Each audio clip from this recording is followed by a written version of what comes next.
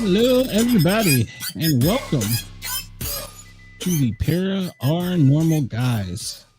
Did you miss me? I was gone a couple days. I managed to sneak out of town and get some things done. Some new and exciting things, actually. I have a big announcement, but I'm not going to make it until the Great and Guardian show, which will be 9:05 this channel, same time, same place. You will find out. We have some great news, some great growth, another opportunity. All right, so as usual, the phone lines are open. Let me put the phone lines up here. I want to thank Yergs Radio at yergsradio.com. If you're mobile and can't watch, you can go to yergsradio.com and tune in. If you're mobile and you have a question you want to ask any of us, you can call us at 1-888-88-YERGZ. That's 1-888-88-YERGZ on your phone pad.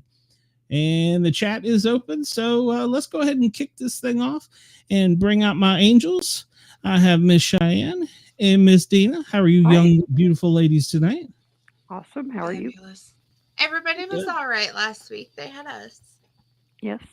Yeah. I wasn't missed much, I hear. So, all right. Well, we have Nicole backstage. Let's bring her out here, and she is an author of a book, and she's here to tell us about her book, her story, and anything in between. So, how are you, ma'am?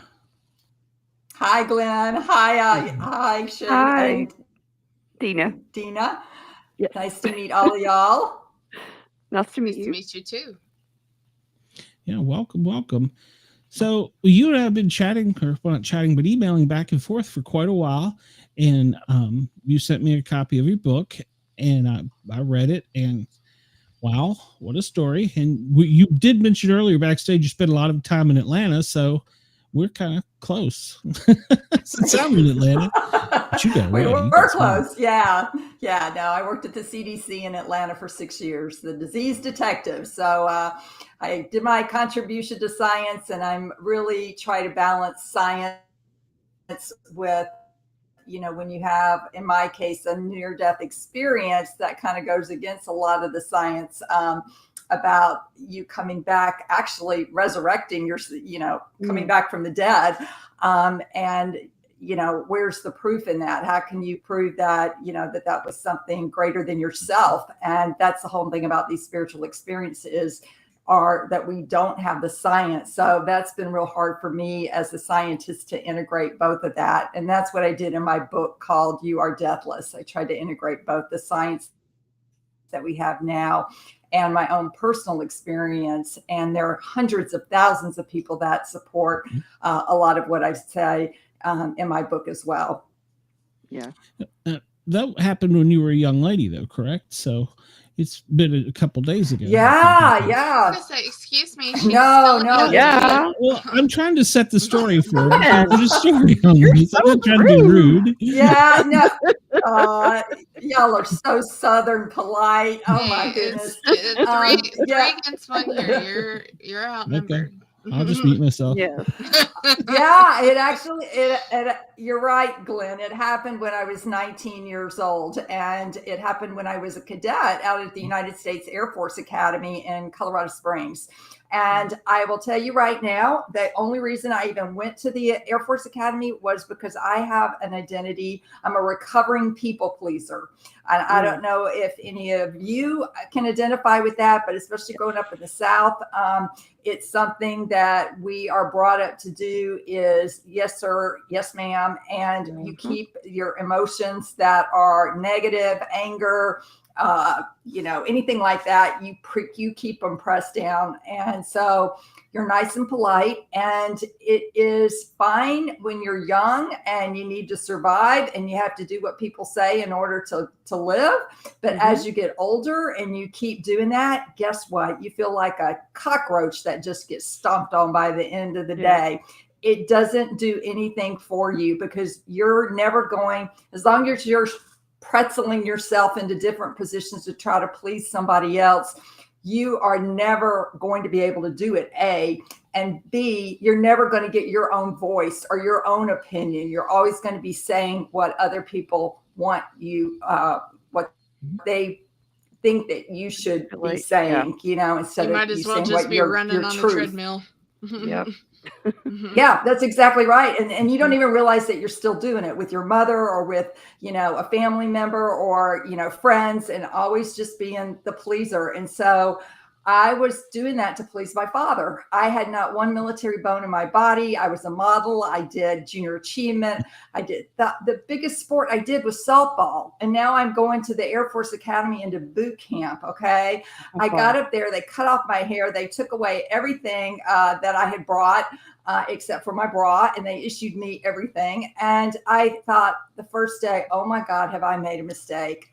And I knew by the third week, okay, there's 6 weeks of boot camp. We got to make a phone call. There were no cell phones back in 1983. Right. We got a 3-minute phone call, and I called and I cried the entire 3 minutes. I was hyperventilating. It was my first panic attack, I realized later. I couldn't say one word, and my mother just sat on the other end of the line, and she later told me, I looked at your father and I said, what have we done to her? And he said, oh, she'll be fine. And that's my dad. He's very dogmatically positioned. It's like, it's going to build character. Well, then I went to remedial. Okay. And that did not build character. That built more fear in me. So I was raised real religious, Southern Baptist and Lutheran. So I have been running on fear for most of my life. And let me tell you, that is the whole crux of when I died and went to the other side. My message was to tell people not to fear death.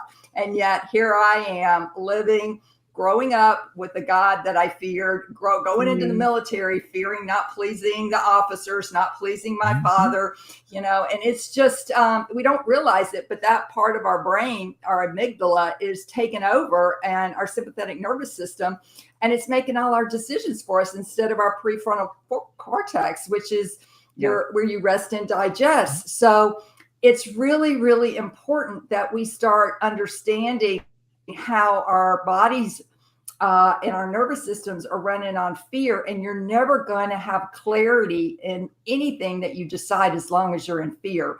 Well, let me rewind back to age 19. Sorry, I got away from that. But what happened was the beginning of my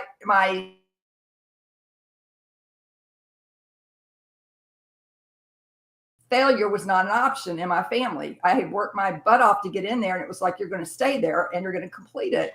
And so my soul got me out of it, and it got me out of it in a really horrific way. And I'm going to put this picture up. I don't know if you can see it. Any idea what kind of is it a car that was? Is it a pickup? Is it a pickup truck? Nope. What do most military guys like to buy? Jeep. No, I don't know. Corvette convertible. Oh, okay. It was a 1965 Corvette convertible.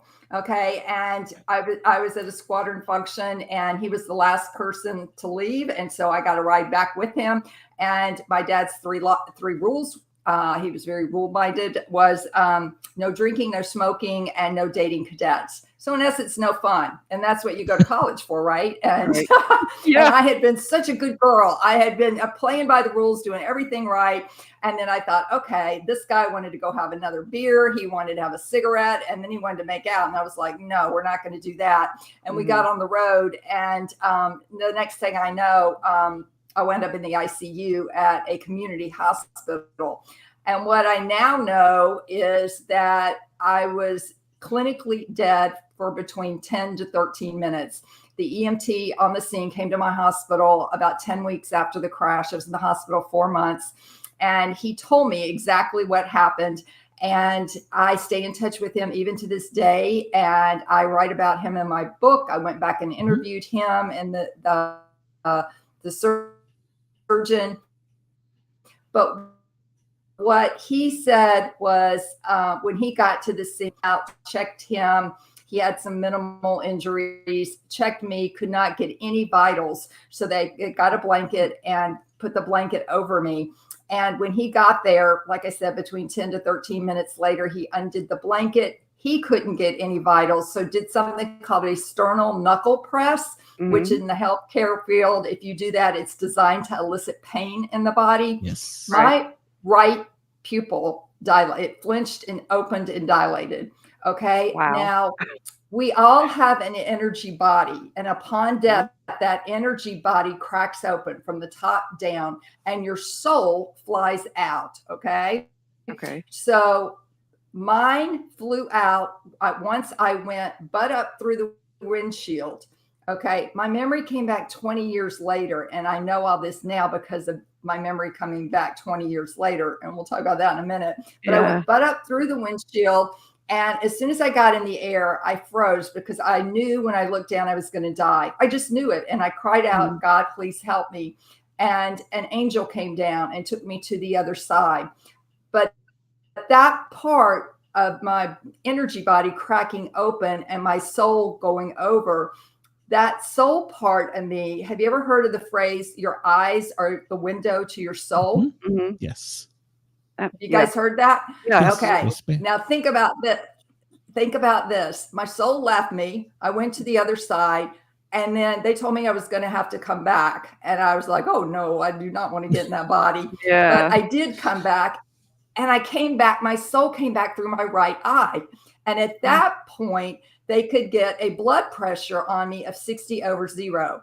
Now, Glenn, what's normal blood pressure? Wow. What's normal? Used to be 120/80, but they're changing it every day, it seems. Yeah. So Yeah. So you can see 60/0 is almost dead. Okay. Yes. So at least they knew that I was alive. They got these things called mass pants on me, which pushed all the blood up to my organs. My foot had been amputated. My wrist had been severed. I cut a 4th-degree laceration between my anal and sphincter all the way down to my knee. I mean, I was just, they call it bleeding from the bone. It wasn't even any red blood there.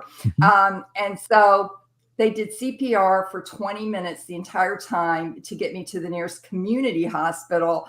And that's in the days when doctors were still on call, and they were just hoping to save me that night, and they did. They stabilized me and saved me. And then I had 2 more near-death experiences after that. But when I look back on that, I realize how I didn't do anything. This was all a force greater than myself that was doing that. I was out. I was on the other side. I could look down. I could see what I was wearing. I had khaki shorts on, an Azad shirt, and I could see my body in a ditch. And I was like, I don't want to get back in that body because it's going to be really painful and I'm going to suffer a lot.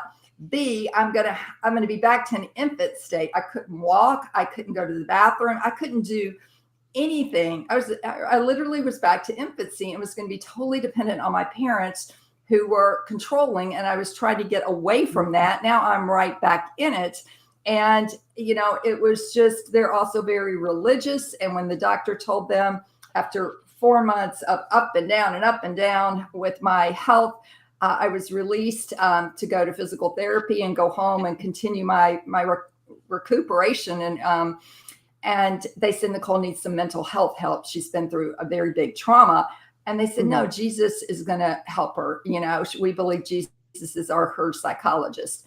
Well, I'm here to tell you that this is a big part of it is religious trauma. Is Jesus never came and sat down on the sofa with me and said, Nicole, let's talk about your trauma. Okay. And as a result of not healing these trauma wounds, I wound up with an eating disorder. Back in the 80s, it was called compulsive eating. And now it's called binge eating disorder. And I lived with that, you guys, for 20 years, from age 20 to 40. I suffered with that. Wow. So, and that's because of the self-hate that I screwed up and disappointed my father. And I also disappointed God the Father. So it's been a hell of a journey, to be putting it mildly, to have to unravel all these belief systems that were put on me that are not mine, and to reconceptualize God, reconceptualize my relationship with myself, with my family, who still don't believe that God is just love. And that is what I experienced on the other side. The only memory I had was the white light. And that was it for 20 years. And the surgeon said that was not the operating room lights, that was actually some super paranormal, some kind of mystic experience that you had. And I was really curious, why would it take my body 20 years for it to come back with the memories? Because I think this is where a lot of people judge you, and they say, well, that's exactly right. And, you know, your body has to feel safe in order for memories to come up, and you have to feel supported. And if you don't have a family that supports you or friends, it's not going to, you can't go tell your mother and she goes, well, that's not true. That didn't happen. Or no, it couldn't have happened. Yeah, exactly. And you have to be sure in yourself too that you're in the right state of mind and ready to lay it all out there on the line. Yeah. So, and take the criticism and judgment, and people say, you know, that self-doubt that you have, that did I remember that right or didn't I? But it was so specific, you know, and I write about it in the book how I was just going to work one day at Starbucks, at CDC, and I stopped at Starbucks, and I got back on the road, and I all of a sudden had a flashback, and they're called repressed memories. And I could see how I was sitting in the car. I could see everything just unfolded like a movie before me.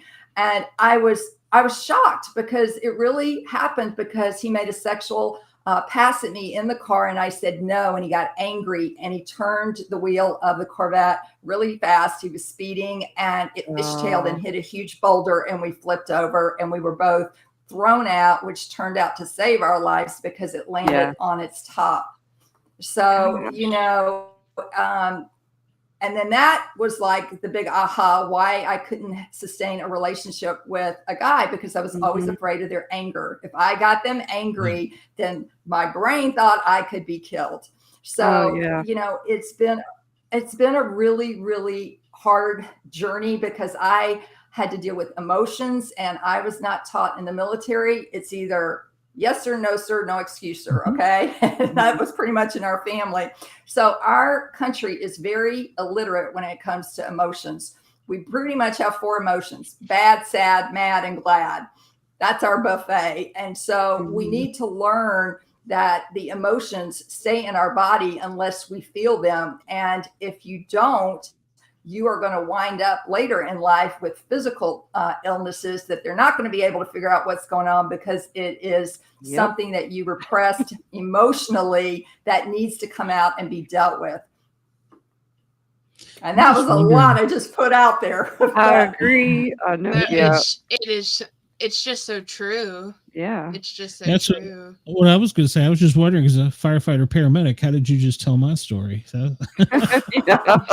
Well, I tell you, and the other thing I want to say is I stayed in touch with my 3 angels. Okay. And angels come in many forms. I believe that. There are Casper the Ghost, the translucent. That's the one that came and took me to the other side, which later turned out to be my grandfather. Okay. Wow. And then there are human angels like you guys are to Glenn. And my angels were the paramedic, my doctor. She was the first woman surgeon in Colorado Springs. She was the first female medical student at Jefferson Medical College in Philadelphia. She was a maverick. Okay. But she will tell you, you know, Nicole, you died on the operating room table 2 weeks later. We called the time of death. You know, we went out of the room, and then 2 minutes later, your heart stops again. And I remember I left my body again, and guess where I was going? To that light. I was trying to find that light again, because it was just so beautiful and soothing. I actually felt like an astronaut in outer space that was just in awe and wonder. And why did I want to leave that and come back to Earth? All this suffering and all this hatred and fear and, you know, pain is. And I just thought, oh my gosh. And my angel caught me. Yeah. And my angel caught me. And he goes, no, you got to get back in your body. Like, get back down there. You're going to have a mission that you're going to need to do. And I'm just like, no. Yeah. But I did. And then that's an amazing and I will story. tell you that the paramedic did win an award. I don't know, Glenn, if they have it where you were, but it's called the Phoenix Award, which is given to a first responder when they bring someone who is deemed clinically dead back to life. He won that twice in his career, and one was for my save. So I am so grateful that he was there that day. He was a former Navy SEAL, and he wasn't going to let anybody tell him how to treat people. But I want to tell people that it is. Go ahead. I was going to say, it's funny you say that, because my first cardiac arrest save as a paramedic, you said Jesus isn't sitting beside you. Well, it was a long story getting to it, and I'll leave that. I could tell you off the air to save time for your show. But the patient came back to life, vitals returned, color looked good. He turned around, looked to his wife, who I later found out was a trauma nurse at the University of Tennessee, and said, "It's all going to be okay," and went to reach towards me like he was going to hug me. And I'm like, "What? No, dude, seriously, calm down." He's like, "No, not you. He's sitting right beside you. It's Jesus." I'm like, "Whoa." Hope one of us is a paramedic, because this is about to get very ugly. That was the very first thought that went through my mind. Yeah, and then he died, right? Not hallucinating. I mean, these are not. No. You can't make this. You can't. Did he die? He did. Oh, no, he was my first, and the doctor told me, he said that will never happen again. He did die. Yeah, he died. Yes. Then. I brought it several times. It was a fight. I wasn't. We were back and forth for about an hour on the transport to the hospital, and then once in the hospital, he was doing the same thing. But, I later asked him, because he described the light, and I said, "Well, that's probably just one of those big round white lights on the ambulance." I said, "That's probably just that," and he's like, "No, it wasn't that." I'm like, "Okay." I didn't doubt it, but yeah, for the longest time, that was my very first. Actually, I think that might have been my first cardiac arrest where I was a paramedic in charge. So I was a brand new paramedic. And when he said, "It's Jesus, he's sitting right there," and I'm like, "Oh, the very first thought went through my mind was, I hope one of us is a paramedic." No, they're right there. I mean, the veil is so thin. If we could just understand, we have a whole host of help on the other side. We just have to ask them for help. And especially the angels, you have to ask for help unless you're in a life and death situation. And in that case, like with me, the angel will come down and save you. And in that case, an ascended master, which is what I call Jesus, came down. He may have called out or just appeared to bring him comfort. So I just find all of that very comforting and very validating. And they make, we're all energy. We have to remember that. Yeah. So we can transform ourselves when we're on the other side into all these different forms. And when I was on the other side, it's like you don't have the eyes like we have now. You have eyes that can see 360 and see everything going on at once and see so far out. So you don't have this limited, maybe 20% visual periphery that we have here, and everything that you hear is telepathy, it's vibration. They're not talking to English to you up there. You're having to translate that when you come back into words. And that's why so many of us with NDEs can't find the right words to describe the magnificence, the brilliance, the beauty of the other side, because it's not in our vocabulary to describe how wonderfully awesome it is on the other side. So anyway, that's something you have to understand is when you've had something like this, you change, you go through a spiritually transformative experience. You're not the same person. You're more sensitive to toxins, to alcohol, to odors, to noise, to people's energy. Mm-hmm. And my husband's a musician, and I'm like, oh, it's not soundproof enough, his music studio. But it's hard. It is hard to come back once you've experienced that. And a lot of people try to go back, like I did, because you just can't see how you're going to live or how your mission, which is what I was given, 20 years later, how in the world death is such a huge topic, and we are a death denial culture in America. We don't like to talk about it. It's morbid, and we don't want to do our wills. We don't want to tell, we don't think we're going to die. And here's the deal, everyone. We never know when our last day on this planet is going to be. And if we actually lived with that awareness and that mindset, we would be more present, we would be more loving, we would be kinder, and we would be more in resonance and acceptance of life. And with Mother Earth, we would treat her better, all sentient beings and one another, and we would live in a deeper way. But we don't think it's going to happen to us. We think we're going to drive home from work and we're going to make it home okay, and nothing's going to, it's just going to be another day. But that doesn't happen to everybody every day. Every day somebody's not going to make it home. That cat. Okay, there's a bomb drop. Yeah.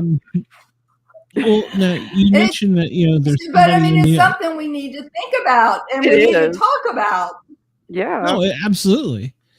And you mentioned that on the other side that there's all this goodness and light, but sometimes there's got to be another side to it that people see too, the darker side of things. So yes, it's kind of like hot and cold. Yes, they do. The way I feel like it.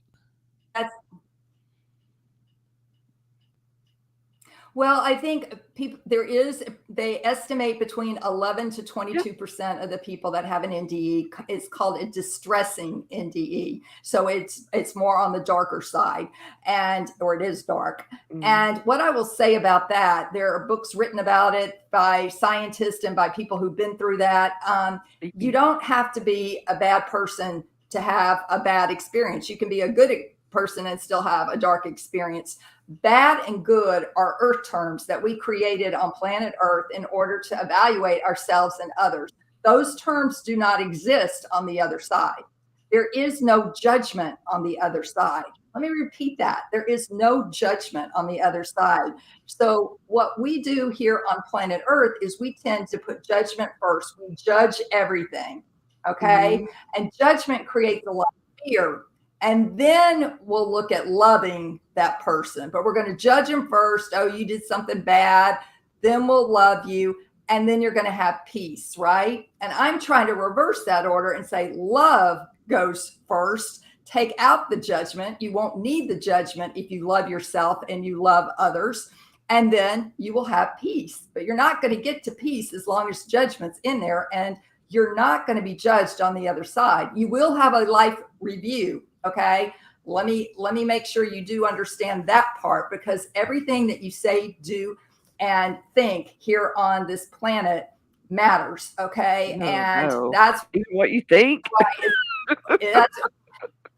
Well, yeah, I mean, we'll put it this way: everything what we said, we did, and we thought. Yeah. Okay. So we need to focus. We need to focus on good things. We need to, focus on the positive. We need to focus on things that lift us up, not bring us down. That kind of thing. And to me, that's really important. And that's where your intention in life is about. And you have to become aware of this. And so many of us are running around with spiritual amnesia. We're born with it. Okay. We forget who we are, that we're these spiritual beings that are occupying a human body for a very short period of time.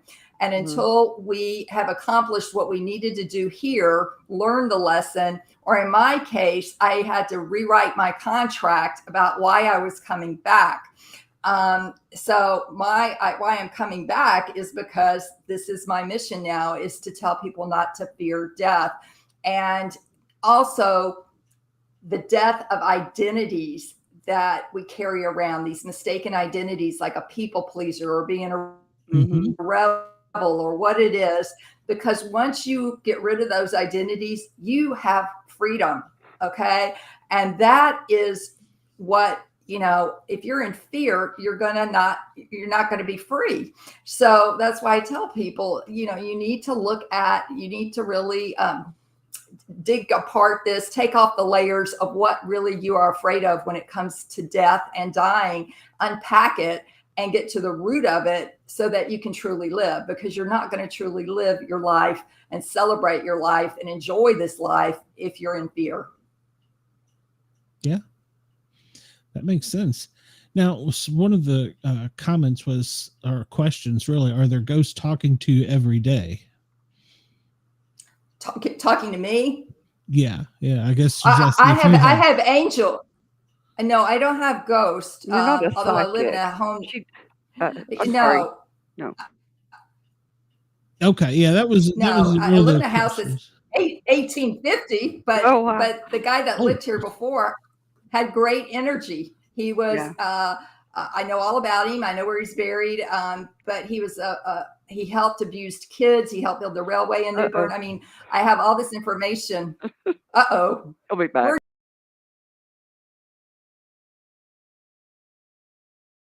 Ghost get him. No, we'll be back. I don't know what happened. Okay. That was weird. That made me dizzy that time.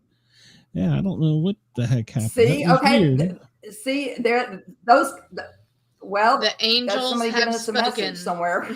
They play with Yes. They have said you got to ask for help, and they talk to you. Then, well, they communicate with you. Yeah. But I have a team of angels around me, and I have gotten to know them. We all have at least one guardian angel around us at all times. And my guardian angel, she sits on this side of me, and her name is Seraphina. And you can ask your angel what is their name. You can ask them for a parking. Really? I'm sorry. Yeah. It's not a name it's not a name that you hear very much. No, it isn't. No. Her name was Seraphina. Yeah, but isn't that a beautiful name? No, it is. Anyway, so I have different angels for different functions, and at different points in my life, when I've completed something, that angel will leave and another angel will come in for the next purpose or assignment or whatever that they're going to help me with. And then there are also spirit guides, and they're available to help us as well. And mine is Violet, and so I have this team that I communicate with, and they give me signs. I ask for evidence, and I will say, please show me a sign. I need to see a purple iris or something like that, and sure enough, I will see that in the next, 24 to 48 hours. And it just confirms for me that, okay, they're listening. They're giving me answers. They may not be the answers that I think I want or need. And that's where you have to stay open-minded, but they are guiding us. They want our highest and greatest good always.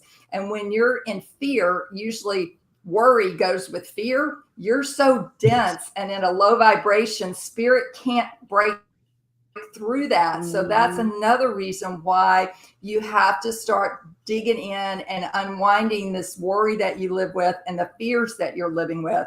And a lot of that could be repressed memories or traumas that is operating unconsciously. Yeah. Wow. I agree.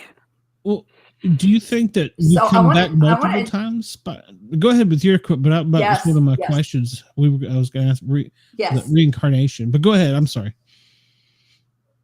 No, we do. We do come back multiple times. Our soul has been at this many lifetimes. Some of us are at a higher level than others. That's why when you look at a baby, sometimes you look at them and you say, God, that baby looks like an old soul, right? Yeah. They just, they do. They look like Ben Franklin, or I'm watching that Franklin series, but anyway, they look like Ben Franklin or somebody like that. And you're going, gosh, otherwise you see these babies that are just young and cheerful, and they look like their Gerber baby commercial. You can really tell. And yeah. And it's like, okay, yes, you do come back again, as long as you have not learned the lesson that you contracted to learn prior to coming to incarnating on this planet. And here's the deal. You can incarnate on this planet, or you can come in from another planet. Okay.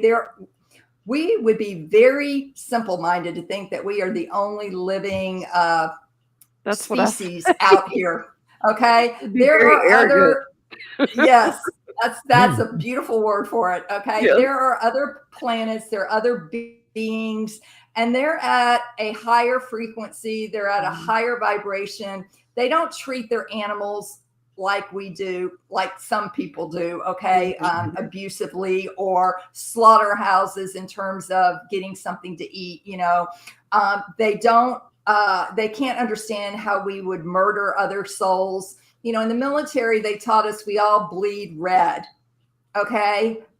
There's no distinction about, when you're laying there, and you would know this, Glenn, as a paramedic, you don't care what their political beliefs are. You don't care if they're, gay or not. You don't care about their sexual orientation, their race, their religion, anything. You're just there trying to save their life. And that's what we can't seem to understand as a country is everyone and everything is connected. Okay. And that is something we need to learn, and we need to learn to respect all other humans because we are all equal. Okay. And when we pass away, all of our souls go back to the other side, to heaven, and we are one collective consciousness. Okay. And so the main theme on the other side is love and oneness. That's what we really are. But yes, you will come back. And that's why sometimes you're repeating the same lesson, maybe from 10 past lives ago, because you always died before you got the lesson. It's like picking the same kind of guy. It may be you pick the color purple in the guy and he was bad for you, but then you go to like violet, you go to the different shades of purple, but you never get out of the purple category and go, I just need to get out of purple and go to green. This guy is just, I'm picking different variations of him. He's not emotionally available. He cheats on me, whatever it is, So, you got to understand that we came here for our soul to evolve, and you have contracted for a lesson to learn, and you're here to learn that lesson.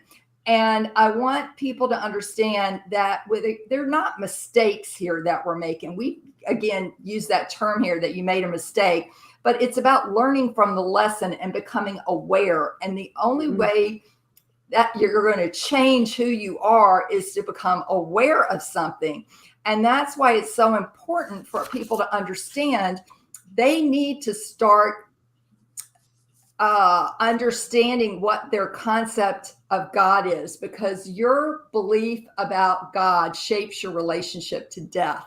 So if you're coming from a religion where you were taught that God is love, but God is also to fear, and there are rules and there's judgment,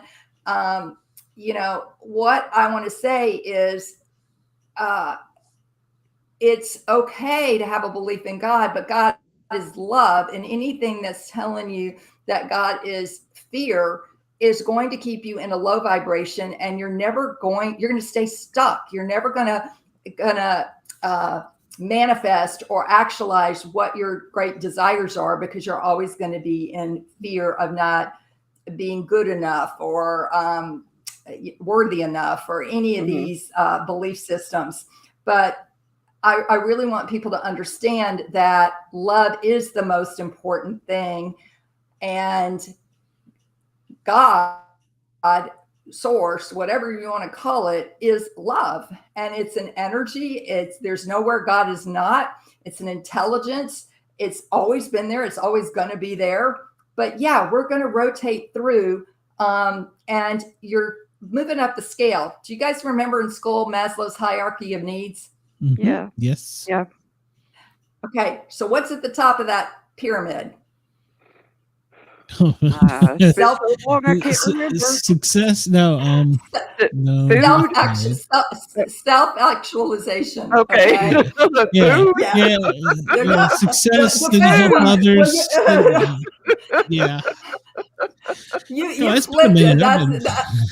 That's the bottom. That's the bottom. Food, shelter, clothing. Although I put one underneath that called the internet and batteries, because if people don't get they'd rather be dead than not be able to get internet access these days. You're right. They would. They could do without food. They could do without clothing, but they have to have that battery and that internet. Yeah.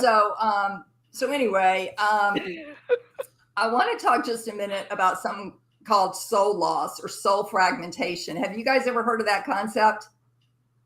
I don't think so. I don't believe so. Okay, so this is something that I want your listeners especially to hear, because this is something I wish I would have known a long time ago, and it helped immensely in my healing journey, which is ongoing. Okay, I still have to deal with different facets of healing. I have major PTSD and stuff like that, but it's called soul loss. And what soul loss is when you experience trauma, your soul will fracture. Parts of your soul will just fly off, and it does that to protect you. Okay, and there are 3 symptoms to this. And so if you've been trying to get well and you just, you're stuck, you just aren't getting the help that you need, think about maybe investigating that you have lost part of your soul fractured. The first one is you don't want to be here. And I don't know if you've heard of people talk about, I just don't want to be here on this planet. I don't fit in. I don't like whatever it is. And I knew this when my memory came back 20 years later. I didn't want to come back. So I just thought my life's just going to be filled with pain and suffering. I don't want to come back. So that's the first symptom. The second one is a low-level, consistent feeling that something is missing. Now, it's interesting to note with this one, this is where many compulsive behaviors and addictions come from, because I can now clearly see the link with my binge eating disorder and this feeling of emptiness that I had. That was the 20 years that I had that memory gap, was the 20 years of my eating disorder. Okay, so I didn't believe in God anymore. I was searching for what was out there, or the God I was raised with, let's put it that way. And I just felt empty and depressed. And so that something's missing in my life. And I just couldn't figure out what it was or how to change it. And the third is you can't get over it. Something just keeps spinning over the same thing over and over and over. And this can manifest as like chronic wasting, or this sense of you're stuck with a chronic health condition. And for me, it was this hypervigilance that I had for so many years that I had to keep myself safe. Like, I have to drive the car now because I wasn't in control when the crash happened and the guy was driving. Okay. So now I got to control everything, which is an illusion. We can only control so much within our lives. But I was like, no, I've set all these rules to try to keep my life safe. And that if I was safe, then nothing bad could happen to me again. So just like with a physical wound that has to heal, a broken arm, you have to set it, go to the doctor. You have a mental wound, you have to see a psychiatrist, psychologist, maybe take medications to help that heal. We have something called a soul wound. And I am a 100% disabled veteran now. And I find it absolutely terrible that 22 veterans a day commit suicide. 22 of them already today committed suicide. This is every single day. And I think a huge part of this is soul loss. Our souls are not designed to see the horror and torture and trauma and what you've seen, Glenn, I'm sure, in terms of coming up to a scene and seeing bodies that are mangled and dead and disheveled and, cut off or whatever. I mean, it's horrific. And to see your best friend or your mate or, that your soul just doesn't know how to incorporate that. So their pieces or chunks of their soul are just flying out of them. And so they're constantly disassociating and they're looking for a substance to ground them. And that's where the addictions come in and the compulsive behaviors. So neglecting these hurt, fragmented parts is going to lead to other problems, such as depression and things like that. So just like any other wound, it needs attention. And I'm here to tell you, you can go to a shaman, you can go to a hypnotherapist, you can go to a pastor if they believe in this type of work. You can call these back soul parts in yourself if you know what you're doing. But soul retrieval, you can look it up, Google it. It's a powerful healing tool that works. And what we're dealing with here is this spiritual hidden realm. And I'm here to tell you, it's a very real thing.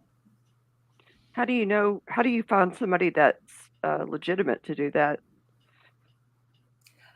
You can go on different websites. Yeah. I used a person in Kauai. They can do in Hawaii. I lived there for a while, and there was a shaman on the island of Kauai that I did. They can do long distance. Interview them. Call them up, do like you do with a physician, a consult, and just see if you like them and what other people reviews on them. And more people are getting into shamanic journeying, and that's been indigenous with the American Indians for years. So yes. there is That's true, yeah. There's a history of it. It just doesn't come from the Christianity angle of things. Right. So people get a little bit woo-woo of it, but some pastors, if they're trained in that and understand what the soul really is, because I wasn't educated on what a soul is in church. I was just told if you're bad, your soul's going to hell. And I'm here to tell you, that's the way I grew up too. But I don't believe that. I mean, it's hard to get out of that mindset, but it's hard. I don't believe that anymore. I mean, I just no. It's there is no hell. Hell is on earth. I tell people when people say, "Is there a hell?" I go, "Hell no! It's in Gaza right now with Israel and the bombing and people living. We're living it right now. Yeah, and people that are in these massive addictions that are laying out, filling themselves up with fentanyl or whatever, and they're that crisis, the opioid crisis, that's living in hell, what it's doing to families. So, it's not a place you're going to, it's a state of being that you can be in on this planet. Mm-hmm. Yeah. Oh, I'm getting riled up now. One of the comments was they were asking, do dreams matter? I was always taught that was your brain processing the subconscious.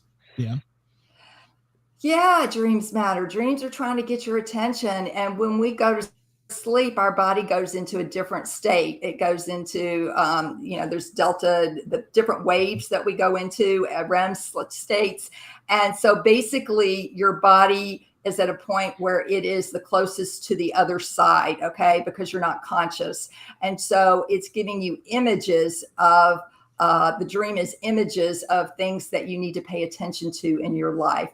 And there's books out that have, like, if you're always in a car, it means something, or if you're in a house, it means something. So they give you different analogies of what common dreams are, your teeth falling out or whatever that seem to be repetitive with a lot of people. But pay attention to your dreams, write them down. Okay, most of the time you wake up and you won't remember it. But if it's a powerful dream, wake up in the middle of the night and write it down and talk to someone about it, and ask what they think. Because usually if you say it to someone else, they'll go, "Oh, sure, that's your mom." I mean, it wasn't physically your mom in the dream, but it's somebody that resembles your mom, and that, you're worried about her, or you need to tell her the truth about something, and you're scared she's gonna,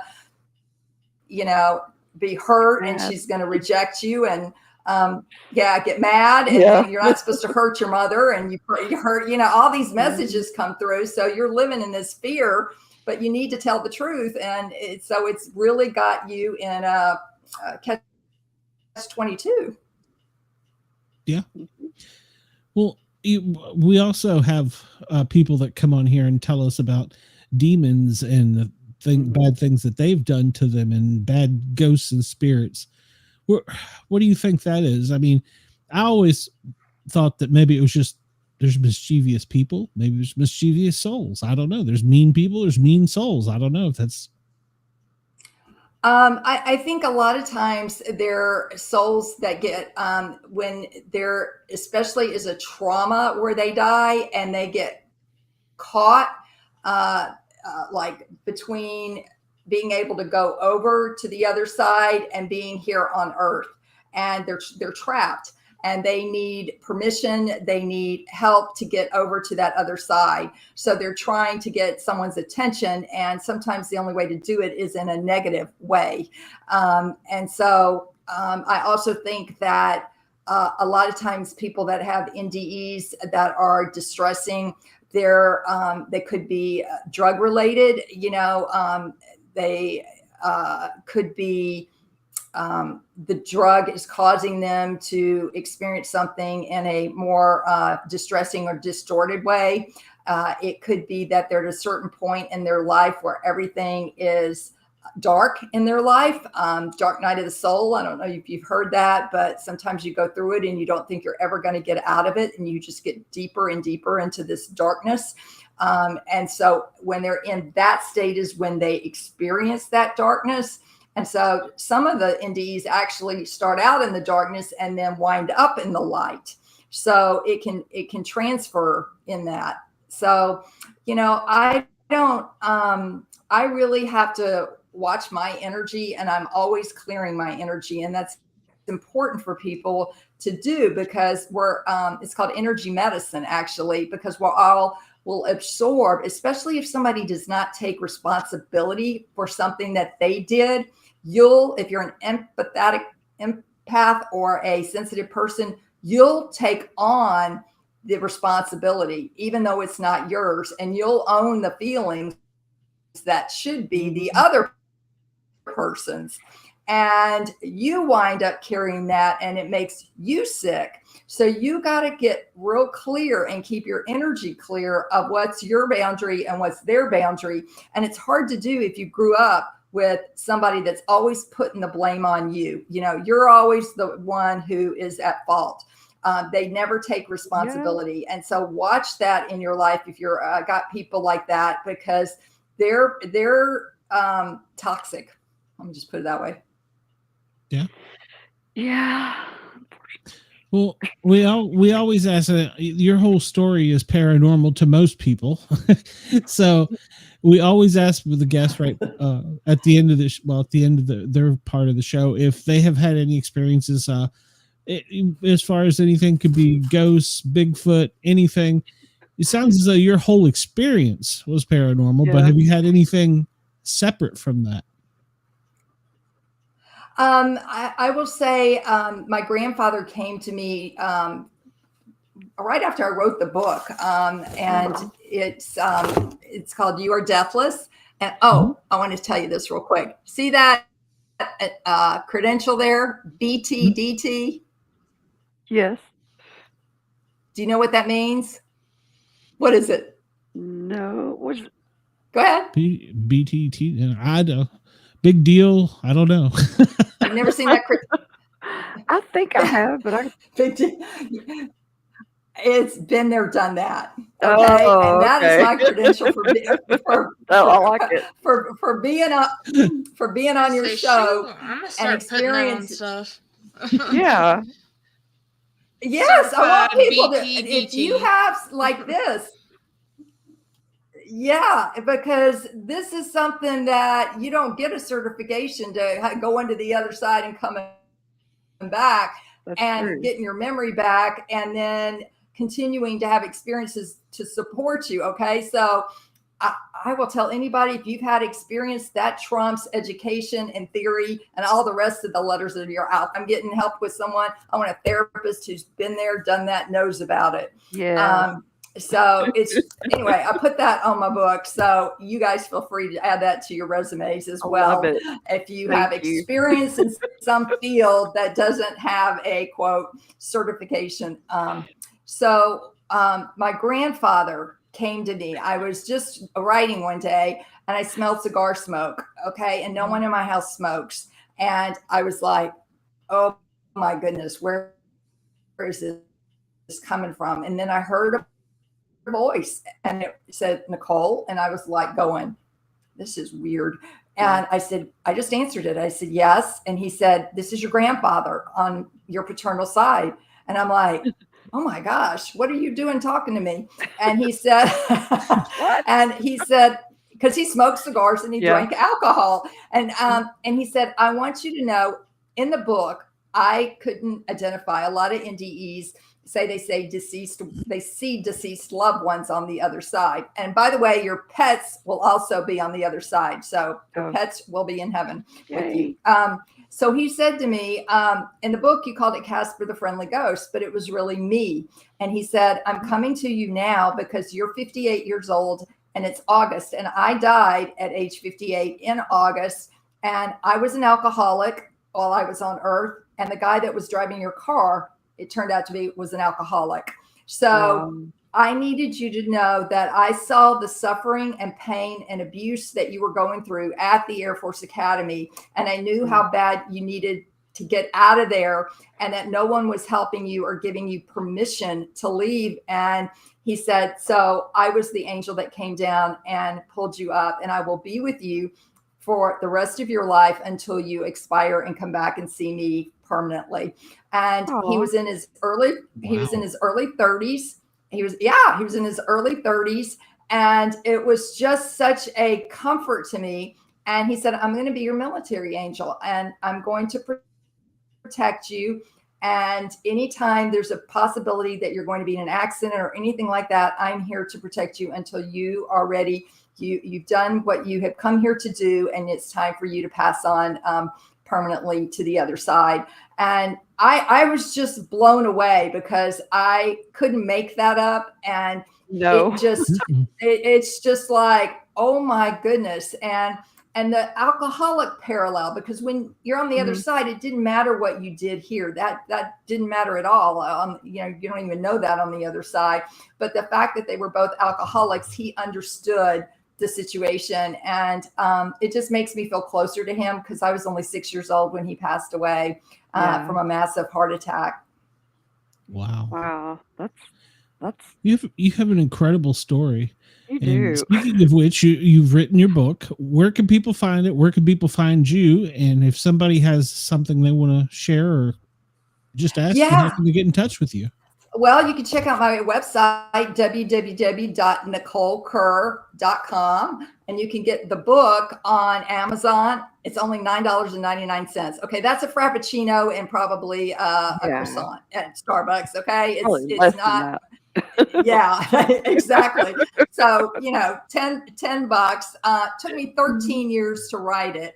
I put my heart into it. I was honest. I was authentic. And I wanted to tell people the truth. And so I also have a blog, a newsletter that comes out maybe when I feel like it, or when I have something important to say. And I'm also on Facebook, Instagram, and LinkedIn. And I tried TikTok for about 3 weeks, but honestly, I can't keep up that pace that you need to. And I don't think my audience is the 30-year-olds. They still think they're immortal. We do. Well, yeah. I feel like I'm 30. I'm not 30. And I'd like to say one more thing, and that's if you're a single parent and you had a spouse or partner that died, and your child is young and comes up to you and says, "Mommy, or Daddy, are you going to die?" And you say, "No, of course not. I'm healthy. Nothing's going to happen to me." I want you to think about what you're telling them. I want you to maybe rephrase that and talk to them in a truthful way to say, our lives aren't guaranteed. Okay, I'm going to do everything I can to stay alive and see you through. But accidents happen, things, people get diseases, have situations happen. And if that happened, you would go live with Aunt Nicole and Uncle James and you'd be taken care of, but I'm going to be with you in spirit form and I'm going to watch over, and give them the truth instead of trying to make them feel better by just saying, no, nothing's going to happen to me, because you really don't know that. And if something does happen to you, that child is going to feel lied to again, and it's going to have trust issues. It's going to be angry. There's so many things that happens instead of being able to have an age appropriate conversation with the child about how it to any time, and we need to be prepared for it. Yeah, absolutely. I agree. Very true. Yeah. All right, Nicole, I appreciate you coming on the show. I'm going to keep in touch with you. It's hard to do, but if they ask you, be honest. Please do. All of y'all do. Oh, yeah. I can't wait for you to touch. I still have plenty of questions for you, so maybe we'll have you back sometime. Thank you. And I would love that. And I'm also on Audible. I narrated my own book, and I had to go back into therapy when I did that, because it's one thing to write the story. It's another to actually read your story. Then it's another thing to hear your story in your own voice being being said back to you and go, oh my God, I went through all that, you know? So it's a layered. Healing is not linear. So no, not at all. I want to tell people that as well. It's not, no. Wow. Don't get caught in that trap thinking if I just do A plus B, it's going to equal C. So well, it's nice to meet all of y'all as well. And thank you so much for having me on your show. And just, you know, God bless, and just, you know, be kind to one another. You know, we're not here very long, and kindness is not hard to do. That's true. We try. All right. Well, I'm going to let you scoot because our next guest is here. So we appreciate it, and we will talk to you soon. Yeah. Thank you. Thank you. Thanks, okay. Aloha, everyone. Bye-bye. Bye-bye. Let's get ready to rumble! I'm Miranda Maverick, and when I'm in fight camp, I never listen to the Sportcat podcast. All right. Oh, I'm hidden. All right. Well, that was a great. That was great. And tonight is the battles of the Nicoles. She's been backstage for a bit here, so I'm going to bring her out. I feel bad about keeping her backstage for so long. This young lady is Nicole Strickland. Hello. How are you? Hello, guys. No, don't feel bad at all. Not at all. My goodness. How are you? Thanks for having me. Great. How are you? Wonderful. How are you? Doing good. Tired, but okay. Yeah, me too. One of those days. Yeah, well, it feels like Monday to me. So it does. I know. I wonder if I should turn my light off. No, it's still okay. It's like my light is crazy, but oh well. Again, thanks for having me. You look fabulous. So do you guys. Well, thank you. We're having the Nicole battle tonight. The young lady in front of you also is named Nicole, and she was an author as well. So tell us a little bit about yourself, and then we'll go from there. Sure. Yeah. So I'm one of these, and I know you probably have a lot of guests like this that has been interested in the paranormal since childhood. So as far back as I can remember, just had that interest in the unknown. And I can't say I always, but I knew at a young age that there was something more to just us mortal beings here, that there were, you know, other life forms and other beings and spirits and whatnot. So that interest in specifically ghosts and hauntings, as I've gotten older, I've delved a little bit more into afterlife study of human consciousness after death and that sort of thing. But the interest in the paranormal stayed with me. As I grew older, I would watch, you know, TV shows as much as I could, read books, stayed with me even out throughout college. And even though I had a lot of experiences growing up that I really couldn't explain, the one that I think for me was the most profound, and I've shared this before on other shows, is the experience I had with my maternal grandmother, Helen Lopinto. And she actually, and it's interesting, I'll try to paraphrase this because it's kind of a long story. She called me, and I was a senior at the University of Arizona, and she called me the night before she passed. And it was interesting. She wanted to know if I was okay. Now, she was a grandmother. She used to worry about all of us, but I thought, why is she just randomly calling me in the afternoon wanting to know if I was okay? It just didn't fit right. Now I know in retrospect that she was just going and making her rounds, making sure the family was okay before she departed. So I talked with her about 15, 20 minutes, had a really good conversation with her. And then fast forward to the next day, my mom, her daughter, called me, and I knew by the tone of my mom's voice that tragic news was about to be said. And my mom said, you know, Nicole, I love you so much, but, and she proceeded to share the words, Grandma passed away early this morning. My world collapsed. Here I was in Tucson, Arizona, where the U of A is. I got the next flight out to San Diego, spent some time with the family. My grandmother never had a funeral, but we had like a small little viewing at Greenwood Mortuary. And then I went back to Tucson, Arizona after a few days, and I started having experiences in my apartment that I did not have prior. Now, I was in an upstairs apartment, so of course I dismissed those initially as my neighbors. It was noise from my neighbors, vibration from living upstairs, what have you. But I started having odd experiences, specifically with the doorknobs of, especially my front door and my bedroom door would occasionally rattle as if someone was trying to open the door.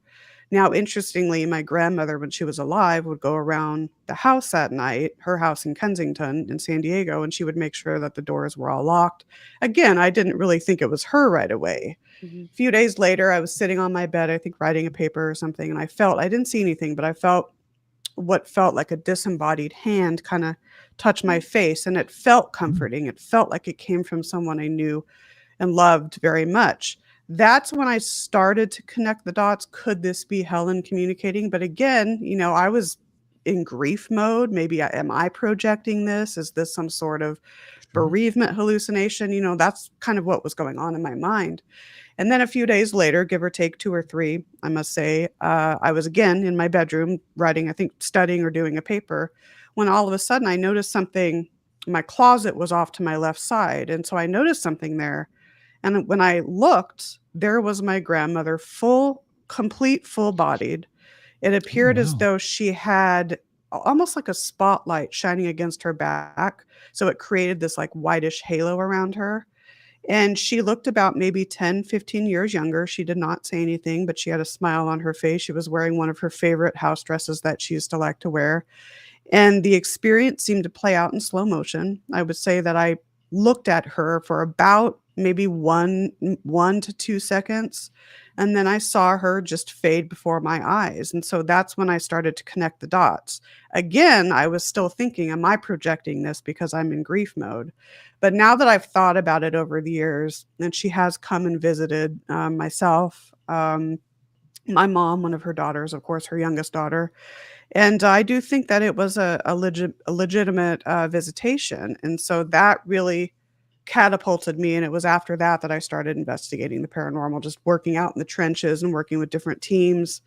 And that's after doing that, founded my own team in San Diego in 2009. And here we are. So I really credit her for kind of really paving the pathway for me, if you will. Wow. Yeah. That's that we hear a lot of people say that what gets them into it is some type of experience. Yeah, I know. I don't know that I've ever heard of a personal experience. Somebody said it was a family member per se. Usually they're looking for the family member is how it starts out. So you kind of started different than a lot of people do. Yeah, it was interesting. Like I said, I've had experiences all my life, but having something like that with a family member that I was so close to shortly after her death was just very powerful to me. So, and I asked other family members, I said, did you have any experiences with her? No one did. But if they did, they're not coming forward. I think I'm the only one that experienced that. So it's pretty profound. It got me started on what I'm doing. So I really do thank her for that. Yeah. I think you should. So you've done a lot of research. You're on the West Coast, so I don't run into many people from the West Coast. So you're one of the first ones from the West Coast. We're based in the South. I'm in Atlanta. Dina's in Tennessee. Cheyenne up there is in West Virginia. So we're all kind of scattered out in the Northeast. So you're kind of our first contact we've had on the show on the West Coast. Oh wow, cool. Well, I hope I set the bar for West Coast people. I'm sure you will. But what type of investigations, anything? I know you have some specific things you're looking into, but what is your main focus? And there's no scientific way to put a answer on any of the questions, but what are your opinions on what are some of the things that are out there or the things that even go bump in the night? Sure. So I'll just start out with, so like I said, I've investigated with, when I first started, I started with a bunch of different teams just in the Southern California area. And then after that, and I had some experience under my belt, I formed the San Diego Paranormal Research Society in 2009. And so we will investigate private residences. We're very selective with those. Of course, historic sites, business sites. So we've done a lot of the well-known historic locations in San Diego, such as like the Star of India, the Berkeley Ferry Boat, places in Old Town San Diego, like the Cosmopolitan Hotel, Presidio Park, Sarah Museum. And then places even up North County for about 10 years. We had tenure at the Rancho Buena Vista Adobe, which is a very historic land rancho that started in 1850. And we actually did fundraising paranormal tours there for many years. So it's nice when you can have an actual like case study at a property as opposed to just doing like 1 or 2 overnights. And then, of course, other locations in Southern California as well. Myself personally, and I'll can talk about this later. I've been very much into studying the Queen Mary, the RMS Queen Mary in Long Beach history, as well as paranormal phenomena for about 20 years. And then let's see, in terms of the Midwest, I actually met Dale Kaczmarek of the Ghost Research Society. I want to say it was 2008. We were both at a conference up in Yosemite, and he was a speaker there. And then I got to know him. And so I landed the role of the California coordinator for that team. So I've been able to investigate some Midwest locations like Waverly Hills and Lincoln Theater, see some spots throughout Chicago, so which has been really cool. I'm one of these investigators that likes to think outside of the box, and I think there's pros and cons to that. Sometimes I think I go a little bit way too much out into the field, or out into left field, if you will, or right or center, whatever, however you put it. But I think for me, and I've asked people this too, and it's interesting that a lot of other people feel this way as well. I think that there's some sort of connection or nexus between different energies, whether it's a human energy that's passed, or maybe it's an interdimensional being or cryptid, whatever. It seems like there's some sort of connection there. I don't know what it is, but that's something that I've pondered a lot. So, and like I said earlier, I've in addition, my main specialty has always been ghost research, research like spirit communication, audio experimentation, haunted per se locations. I've been interested in cryptozoology and ufology, but I've mainly investigated just more of the ghost research angle. And then in the last few years, I've branched out into more afterlife studies. So like I said, delving more into study of like synchronicity, dream visitations, spirit communication, afterlife study, generally near-death experiences, what have you. So that's kind of been my focus as well. But I think that, I can't say what an interdimensional being is or necessarily what Bigfoot is. A lot of people have different thoughts. I do think that maybe Bigfoot and a lot of crypto beings are interdimensional. That's my thought on that. But there seems to be some weird connection with it all. And I don't know exactly what that is. I'm not sure if we're supposed to know, being mortals, but that's just kind of what my thought is. I don't know what you guys think, but that's something that I often ponder about. So I call it like the Matrix. We're all a part of this Matrix. We're all in this together, and we all have different journeys and whatever to do. But and I certainly believe, like the young lady before you was talking about, that we would be foolish to think that we were the only planet. Oh, yeah. So I think that there's not only other dimensions, I think there's other planets. We can't be the smartest kid on the block for sure. I know, right? Oh my gosh. Absolutely. I've actually met people that think that we're the only planet. Yeah. That, other species don't exist, and that's fine. More power to you. But, it's just there. I think that in terms of the multiverse, there's so much out there that we haven't discovered. It's like if you're standing on a beach of sand and you pick up a little grain of sand, I think that's what we've discovered. And there's this whole beach left out for us to explore. I like to think that anyways. Same thing. So yeah, I agree. Definitely. So what tools do you use to go in? Let's say somebody calls and you want to go in and investigate whether it's a residence or a commercial property or whatever. What tools do you use to try and get some rock hard scientific evidence that there's something going on there? Sure, I tend to, and again, everyone's different. There's really no wrong way to do this. If you're disrespectful, I could say, yeah, that's wrong. But in terms of what equipment you use, people like to experiment with different gadgets and whatnot. I tend to, whatever the location is experiencing. So, for example, if a historic site is mainly where people are mainly hearing disembodied voices, maybe there's not a lot of visual sightings, it's more audio. I would tend to go in a little bit initially by using more types of audio experimentation. So I kind of gauge what we do based on what the claims are initially, and then do that initial investigation. And then if we get some other types of experiences, whether it's a personal experience or a type of data that warrants other types of gadgets, then we'll go in again and use those. So I'm one of these that, and I've always been like this, I feel like less is more. I get a lot of anxiety when I go into sites and there's just this overload of equipment. Again, that's just me. It works for some people. But for me, it's just, a good, and this is me personally. We use, different cameras, different types of audio recorders, different types of electric or EMF meters, environmental monitoring gadgets of that nature.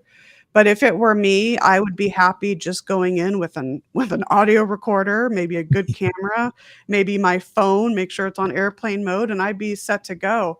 I tend to, and everyone's, tends to favor certain types of methodology. I've always really loved audio. So EVP work, even ITC, even though it's controversial, sometimes using the Estes method, but it just depends. But we'll use different types of cameras, audio recorders, some trigger objects if it warrants it, and then of course environmental monitoring. But I feel for what's worked for me personally is just going in less is more. And then of course too, we employ metaphysical types of devices too. I know that that's controversial, not everyone does that, but we will use divining rods, not all the time. But if we feel that, let's say we're doing an EVP session and we want to use some divining rods, and let's say we get an answer of yes or no, and then we get the rods to cross for yes, well, that's two different pieces of information. So it's always trying to connect those pieces of the puzzle, so to speak. But we'll use pendulums sometimes, not always, but we're open to using metaphysical types of devices. So, but that's kind of like how we approach it, and we're very methodical.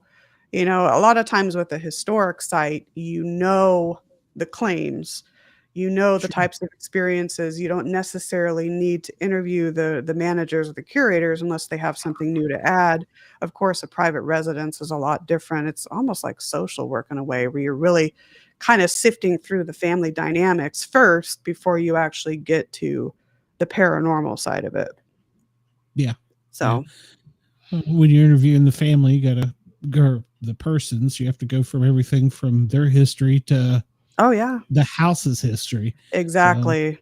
Right? Yeah, it's more cumbersome. It's rewarding, but yeah, there's a lot more layers to it than just going into, let's say the Queen Mary and doing an investigation. So yeah, well, your Queen Mary is one of your biggest fascinations, though. Yeah, absolutely. Have you guys been? I have not. No. It's amazing. I've seen a lot of shows on it. Especially growing up, I always thought it was interesting with the haunted swimming area. Oh yes, yeah, that's like one of the hot spots of the ship. Yeah, it's weird. My first glimpse of the Queen Mary, it was I was in college at the University of Arizona, and I was a junior, and so we were on spring break, and so a friend and I came back out here, and we went on one of those 3-day Carnival cruises, and so there's a Carnival cruise port like right next to the ship. And I remember seeing the Queen Mary. I didn't even know anything about it at this point, and this was the year 2000. And I remember seeing the Queen Mary from the backseat of a car, and I just instantaneously was like, oh my gosh, I will be back one day. And so that day came a few years later, and it was just love at first sight. And so not just paranormal research there. I've a lot of historical research I've done, talking with former crew and passengers, and written 3 books on the ship. I mean, come on now, right? Oh wow. But it's just it's a loving obsession. It's just an amazing historic site. And in terms of it's like me with Mothman. See, you get it, right? You get it. Oh my gosh. Rosemary Ellen Guiley studied a lot on Mothman too. I actually have never, I would love to go and, oh God, where is it again? I always can't think of it. Go hang out at the TNT area. Yes. I can never remember the name, but I would love to go and do more research. Let me know when you come down, and I'll take you around. Oh my gosh, yes, I would love that. I would love that. Same with the Queen Mary. If you guys come out, I'll take you around. But the paranormal side of the ship, there's just it's consistent. There's a lot of activity that will happen over and over and over, and you can talk to 5 different people that will talk about the same experience or something very similar that they had, but they were all on the ship at different times.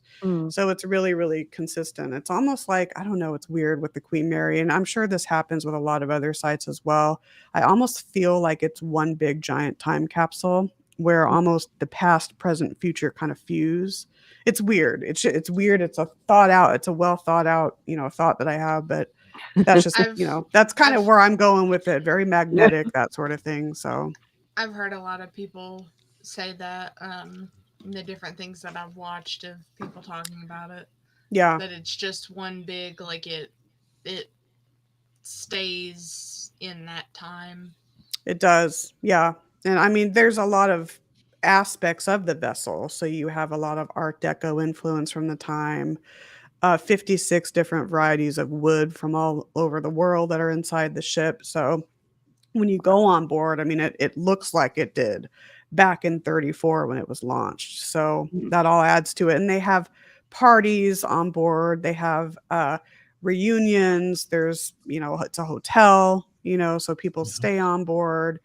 So there are things throughout the year that kind of coincide with its history and where you can kind of go back in time and almost relive what it would have been like to sail on board, which is really interesting. So if you guys come out, I'll show you around.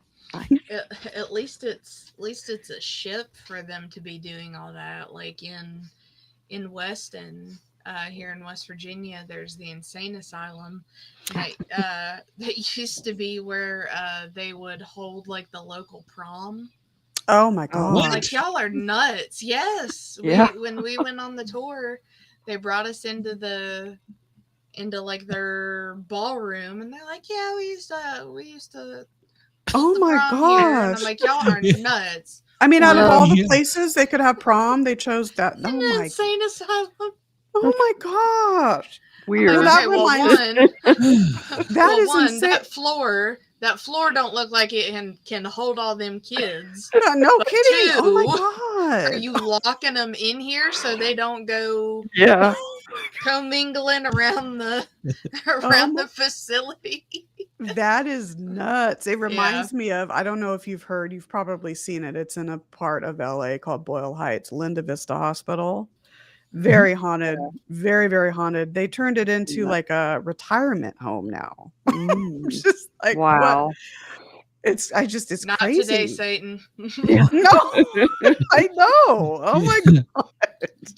That would be me, like, as an elderly person, though. Yeah, just bring me there. I'll haunt them along with all the others. I would love to get in there and interview the residents and be like, so, any interesting experiences you've had lately? Oh my gosh. It's you say that it's weird, but as a paramedic, I've experienced calls where people have said, the elderly people, they're seeing things or hearing. How the hell do I know they aren't? Yeah. Well, that's just it. Right. You don't know I'm sure you've had some amazing experiences being a paramedic. Oh my gosh. Yeah, so and that's one of the things I've always questioned is kids and the elderly. How do you really know? You don't. We don't. don't. Say they're crazy, or you say, oh, that's your childhood invisible friend or whatever. Yeah. But how do we really know?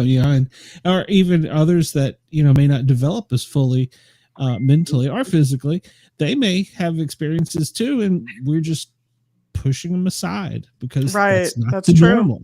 That's true. So, I know, right? Or Yeah, like I've people always that are on wondered that, so. medications or whatnot. People are, Yeah. well, you're on medication, so therefore, yeah, your experiences aren't valid. Well, no, maybe in some cases, but not all. Mm. I'd Yeah. be more likely to be like, nah, Debbie. I know you're on all that medicine, but tell me what you're seeing, man. I Yep. wanna hear about it. Totally. Yeah. Me too. Yeah, and if you tell me you see Richard Simmons swinging from a swing in your front yard, okay, now we got to have a different conversation. But Oh my gosh, that's funny. That's funny. I've ran that call, but Well, you so, have now. Okay. yeah. So I went and looked to make sure the swing wasn't there. I'll be quite honest with you. Oh, that's funny. But, yeah, well, you know, well, plus as a paramedic, it gives you a little bit of validity too, because you're taking Yeah. somebody out of their situation. And you go, okay, wait a minute, I'm not going to rule them out. But at least walk out there and, on the off chance there is something out there. I do, and I've done it because he hasn't been seen in a while, so he might have just needed a little. There you that's go. true. And There he you is part go. of the Mandela effect too. So, but that's a Yes. whole different Oh, show. yeah. You know. That's so fascinating. The Mandela Is it effect. That not? fascinates me to no end. Oh my gosh. Do you how do you Freaking think that ties Bernstein into the Bears paranormal? makes me so mad. Wait, what's that? The freaking Bernstein Bears. Oh my Yeah. Bernstein my behind. That's right. Bernstein. Oh my gosh, I love it. It's not Berenstain at all. I love it. Yeah, how do you think any of that ties into the other side or the other dimensions? Or some people say that we cross lines and things change because, well, we went a different route than we were supposed to. I don't know that I buy into that. But at the same time, I don't know if I don't buy into it. So Yeah, It's that's 'cause we're all hooked interesting. up living in the Matrix. Well, yeah. I mean, Okay. I was just on another show with I co-authored an anthology with Marie D. Jones and Denise Agnew, and we were on another show earlier today, and we were talking about, is it possible, look at all of us out here, we're all investigating the paranormal, we're interested, we're communicating, whether it's with maybe an earthbound or a spirit or Bigfoot, whoever it is. Are we somehow opening up a portal to the other side? And not just, when I say other side, not just the afterlife, but other types Yeah. of dimensions. Are we causing that? Are we Mhm. the catalyst, if you will? Maybe. I don't Maybe. know. I know, you hear stories of people that may commit suicide, for example, and it's thought, okay, if someone commits suicide, well, they will never be able to, this isn't me saying this, but I've heard this from many people. If you commit suicide, you're not going to be able to cross over. You're not going to advance. You're not going to become spirit. You're going to remain in limbo in this earthbound state. I don't know if I agree with that at all. I think that maybe initially, perhaps some people might, but I Yeah. think that with the right direction, and I think in terms of intelligent energies, that there is some sort of choice. Some may choose to remain here for whatever reason. Maybe they love an antique. Maybe they want to help their family out, whatever it is. I think that they have a choice in some ways, maybe not all, but I think many do. And when the time is right, they can advance and become spirit and have more of that free will. But, who are we to really know exactly? So I tend to lean on the side of, sometimes they really do have some unfinished business and they need to for people to acknowledge and let them know, like, no, it's cool. You go do your thing now. We got this. Absolutely. Or like some cases, if someone dies and let's say the family is grieving so hard and that person may want to go and can go, but maybe feels compelled to stay on this side to help the family. I think that that's common. I know when my cat Kaylee passed, one of the first things I told her, I said, Kaylee, do not stay around for me. I'm going to be sad, but I want you to get your wings. I want you to fly. I want you to go where you're going to go now. And so I don't know. I think that may have helped her a little bit. Yeah. And I specifically with pets, I think that a lot, because my fiance Travis always says he had his dog Bear for 15 years. Oh, wow. Got him since he was a puppy, and we were feeding a stray cat who brought us her kittens, and he will Oh. say, I at least every other day, because one of those kittens absolutely adores him. He goes, I swear that cat is very reincarnated. Right. And believe it, because that probably is. Yeah. Absolutely. I bet you he's correct on that. Well, it's from having him. I mean, it's almost like she is Bear and our other dog, who more recently passed away, mixed together. if that would be possible, because she is such a daddy's girl, but yet any attention she can get is good attention. And that's how Shayna was. But Bear was his dog through and through. And she's very much like, oh yeah, mommy, you can pet me and feed me and love me, but I'm still daddy's girl. That is so precious. I love hearing stories like that. Oh, I love it. When my dog Sassy passed away, she was probably with me during some of the toughest part of my life. We knew it was time, and it's a hard decision to make, and we had made the decision, but because of office hours and stuff, we couldn't. She was sick, laying on the floor. She said right before she died, she called mama, mama, mama. Audible as I'm talking to you right now. And she wanted Beth, my wife, to be there, laying down there beside her. And oh my gosh. Yeah, that was I'll never forget hearing it my entire life. So, but yeah, a dog, she spoke. She said, "Mama, mama, on mama." The floor with that dog. She needs her mama. So she said it in like the English language. We were just talking about whether or not animals can understand English, which I know they can. It was it was audible plain as day. My god! Because even Beth, who was in the living room, turned and looked at me, and I'm like, "She needs you. Go to her. She needs you now. She wants you to tell her it's okay to leave me alone." That is incredible. I'm gonna freaking cry. Oh, no kidding. I can't host another one of those shows for a few weeks. Yeah. I was going to get into some dream visitations I've had with Kaylee, but I won't, because I don't want you guys to cry. But oh my gosh, yeah, I'll just say that she's come to me so many times in dreams, and we're not talking just random dreams that we have every night or day. We're talking dream visitations. I've had like 24 now, where it's it's amazing. Wow. So one of our questions earlier to their guest earlier was, do dreams have a meaning? And as a paramedic, my response is, I feel like it's probably our subconscious processing things that our conscious doesn't see. So, but you're right, when they repeat, is it something? Is it a spirit coming to you? Is it God coming to you? What is it? You gotta. Yeah, it's interesting. I think that there's those types of dreams, and I think that there's actual dream visitations where our loved ones can actually visit us. And every single dream that I've had with Kaylee is always in the same environment. It's actually the same environment as I am sleeping. So I'm laying in bed as I am laying in bed. It's the lights are off, same ambiance, right? And I'll feel Kaylee. Usually it starts with her jumping up on the bed. I'll feel her. I'll be able to then see her, sometimes pick her up, so I can see her, feel her, hear her.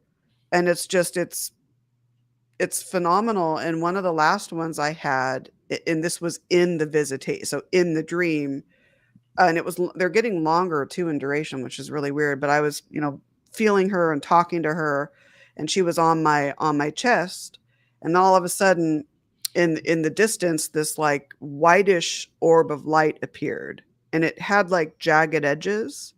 And then I saw Kaylee, she was laying on me, and then she kind of propped up, and I saw her head turn toward that whitish light. She got up on all fours, and then I saw her just propel through that whitish light, and then I woke up. Wow. And I woke up, and it was just such an utter sense of freaking love and peace, like unlike anything other. Happiness. Yeah. Yeah. I don't know. Maybe I saw her going home. Yes, I was gonna. Have you had other dreams like that with her since then? Oh yeah, I have. That was, I think I had one a couple weeks ago, and it was the one before that where I saw it. But I don't know. Maybe I saw her go back to her where she is now. I don't know, but it's insane. And I've had cats and dogs all my life, and I can't, for some reason, I don't have these dream visitations with my other cats, and or my dogs or my bird. But I think there's just something with Kaylee. Maybe she's just a little bit more intelligent. Maybe she's in a different level in the afterlife and she's able to, but it's like we meet in the middle. It's really, really weird. My brain tries to understand it, and I've had to tell my brain, you know what? Just experience it. Try not to understand. Try not to. Yeah. Try to just let it happen. Try not to logically think about it. That. I feel like all of mine are like, Cheyenne, you're working too much. Oh, I have those too. Yeah. I've woken up on so many occasions that I'm yelling at Travis, no, I can't cash your check. Oh my gosh, you don't have an account here. I can't cash your check. Oh my gosh, that's so funny. Are those headphones? Is that a headset? Oh my gosh, that is so adorable. I just now noticed that. That's awesome. I want one. It's just growing horns out of her head. So. I don't know why I just noticed that. I should have noticed it right at the beginning. Oh my god. Amazon. Oh, Amazon. Mm-hmm. That's where it's at. Everything. Yeah. So aside from the cat and your investigations, what have you experienced have you had encounters with the same entity multiple times? Yes, I have actually, especially at the Queen Mary. Other locations that I've investigated over and over, that back earlier when I mentioned case studies where you're able to be at a site for a longer duration. So 2 of those sites for me have been the Rancho Buena Vista Adobe and the Queen Mary. And then my dear friend and kind of co-director, if you will, Allie, her and I led the tours at the Adobe, her too. And we would have the same types of experiences with the resident energies that are at the property. So at the Adobe, it's been a lot of audio. And I know that instrumental transcommunication is controversial. Not everyone likes it. It can be very subjective. We know that. So we're very careful. And when we review it, if the voices are almost the same, they're coming through month after month. And that's been the case for us there. Are they very clear to hear? Can you understand what's being said?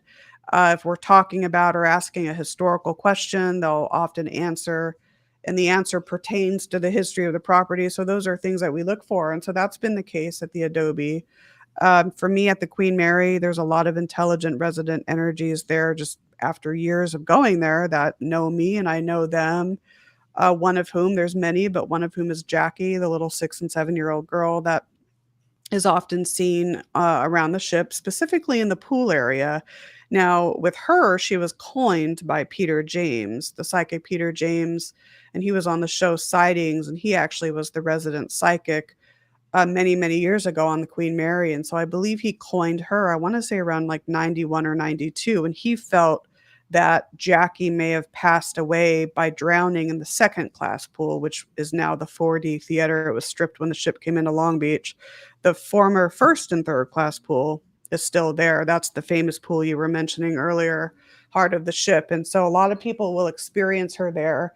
I think that I've seen her, I've heard her throughout the ship, but I think she knows that people associate her with that area. So that's why a lot of people will experience her there. I've seen her many times, picture like a little Shirley Temple. She could literally be her twin, very similar to that. I've heard her talk many times, very intelligent, a little girl. And it seems to be that a lot of the other spirits on board know who Jackie is. And it's interesting because people have asked me, do you think Jackie's real? Now, here's the thing. Back when I first started investigating, I questioned whether or not she was real. I thought, well, just think about all the people going on the ship every day, day after day, wanting to experience Jackie. Is this some sort of tulpa, psychokinetic creation that we've created? I thought about that. Is there a possibility that there is 2 Jackies on board, one that has kind of been created and then the real Jackie? Well, maybe, but I do believe she's real. absolutely. We don't know her origins. We've looked into it. I cannot find, whether or not she sailed on the ship. Theories of mine, maybe she came through from the Titanic. I don't know. The Queen Mary sailed past the Titanic sinking on its maiden voyage. So maybe that was the tap-in point. I don't know. I sometimes think is Jackie the spiritual representation of the ship itself? Maybe, maybe not. But for whatever reason, she's very popular. There's a documented crew deaths or spirits of documented crew deaths as well on board. We have William Eric Stark, who was a senior second officer on board, sadly drank, he thought it was gin, but he consumed carbon tetrachloride and later passed away. And so he's been seen. I've seen him several times, heard him. The other, I'm going to not mention the name or initials just out of respect for the family. He was an 18-year-old crewman who sadly tragically passed away in the aft engine room, crushed by door 13. He's been, I've seen him, I've heard him, communicated with him many times. So I think places where you have the opportunity to investigate over and over, places where you know the property really well and the energies know you, I think it's more of a chance for you to have repeated types of encounters. What about you guys in the places that you've investigated? Have you had similar types of repeated types of encounters? Well, with me, I'm more the Bigfoot guy. I don't like. Oh, see, I love that.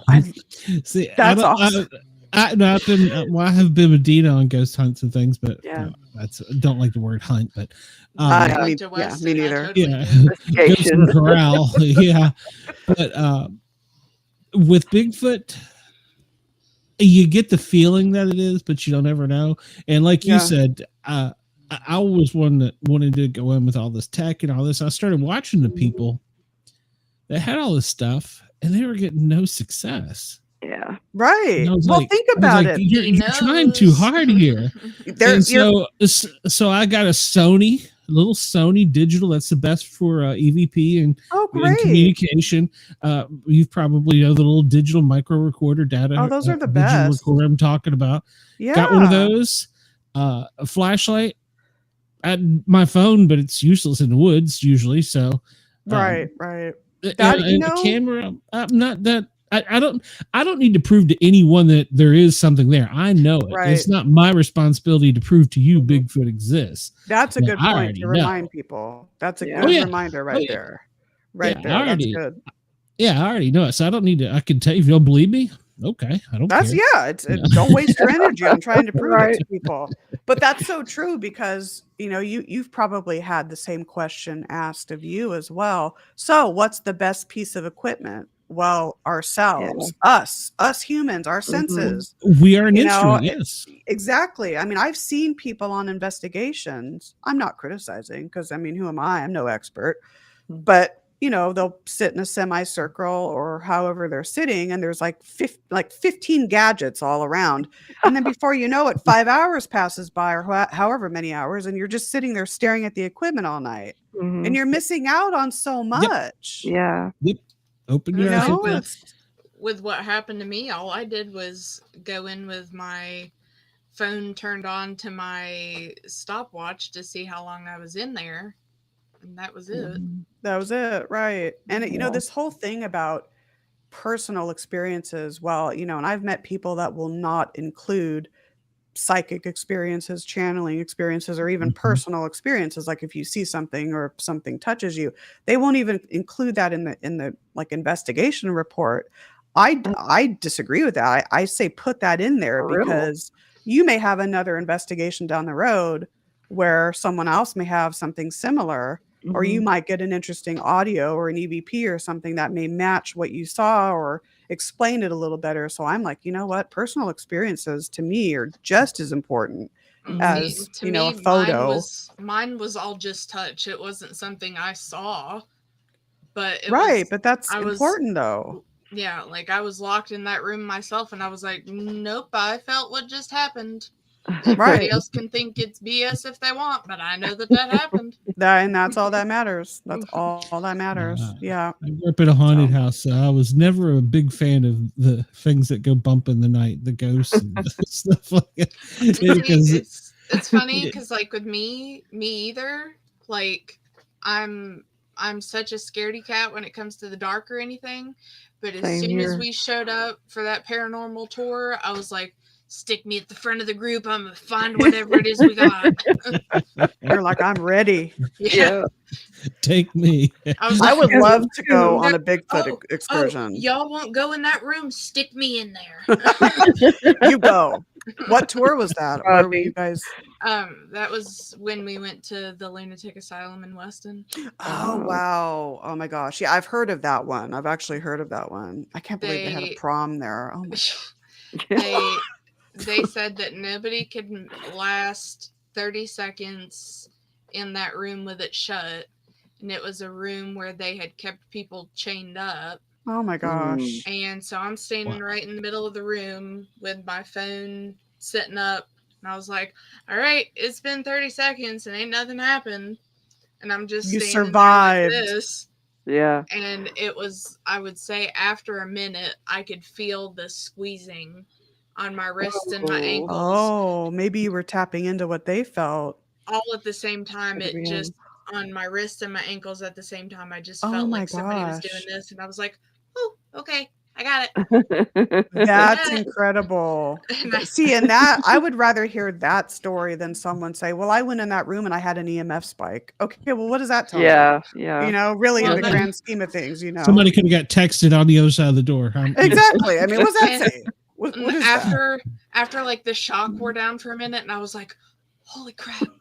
I just really felt that. I poked my head out the door and the tour has went on. And I was like, guys, I just felt I'm by myself. Oh my gosh. I would love to go. I've been on one Bigfoot excursion. Well, kind of, not a full-fledged. I would love to do that though. Because that Bigfoot fascinates me. There were so many flights of stairs too that I was just lagging behind. Yeah. And me, and because there was a guide at the beginning and a guide at the end, the tour had already went up around the top part of the stairs, and I'm still back down here with the back guide. And I was like, I'm sorry, man, there are just so many stairs. And then all of a sudden, a door just slammed shut. Oh and my I was gosh! And I looked back at him, and he's looking at me, and I was like, you heard that, right? And he's like, yep. And I was like, okay.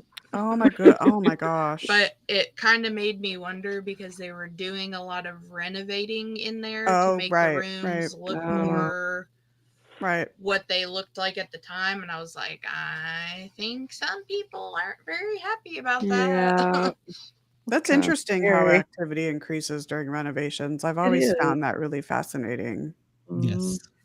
Yeah. Trans-Allegheny. Have any of you been there? I'm wondering how that rivals Trans-Allegheny. I mean, the lunatic asylums, you know, that's Weston. That's the Trans-Allegheny Lunatic. Oh, that is okay. Oh, that's right. Okay. I was forgetting that it had the other name associated with it.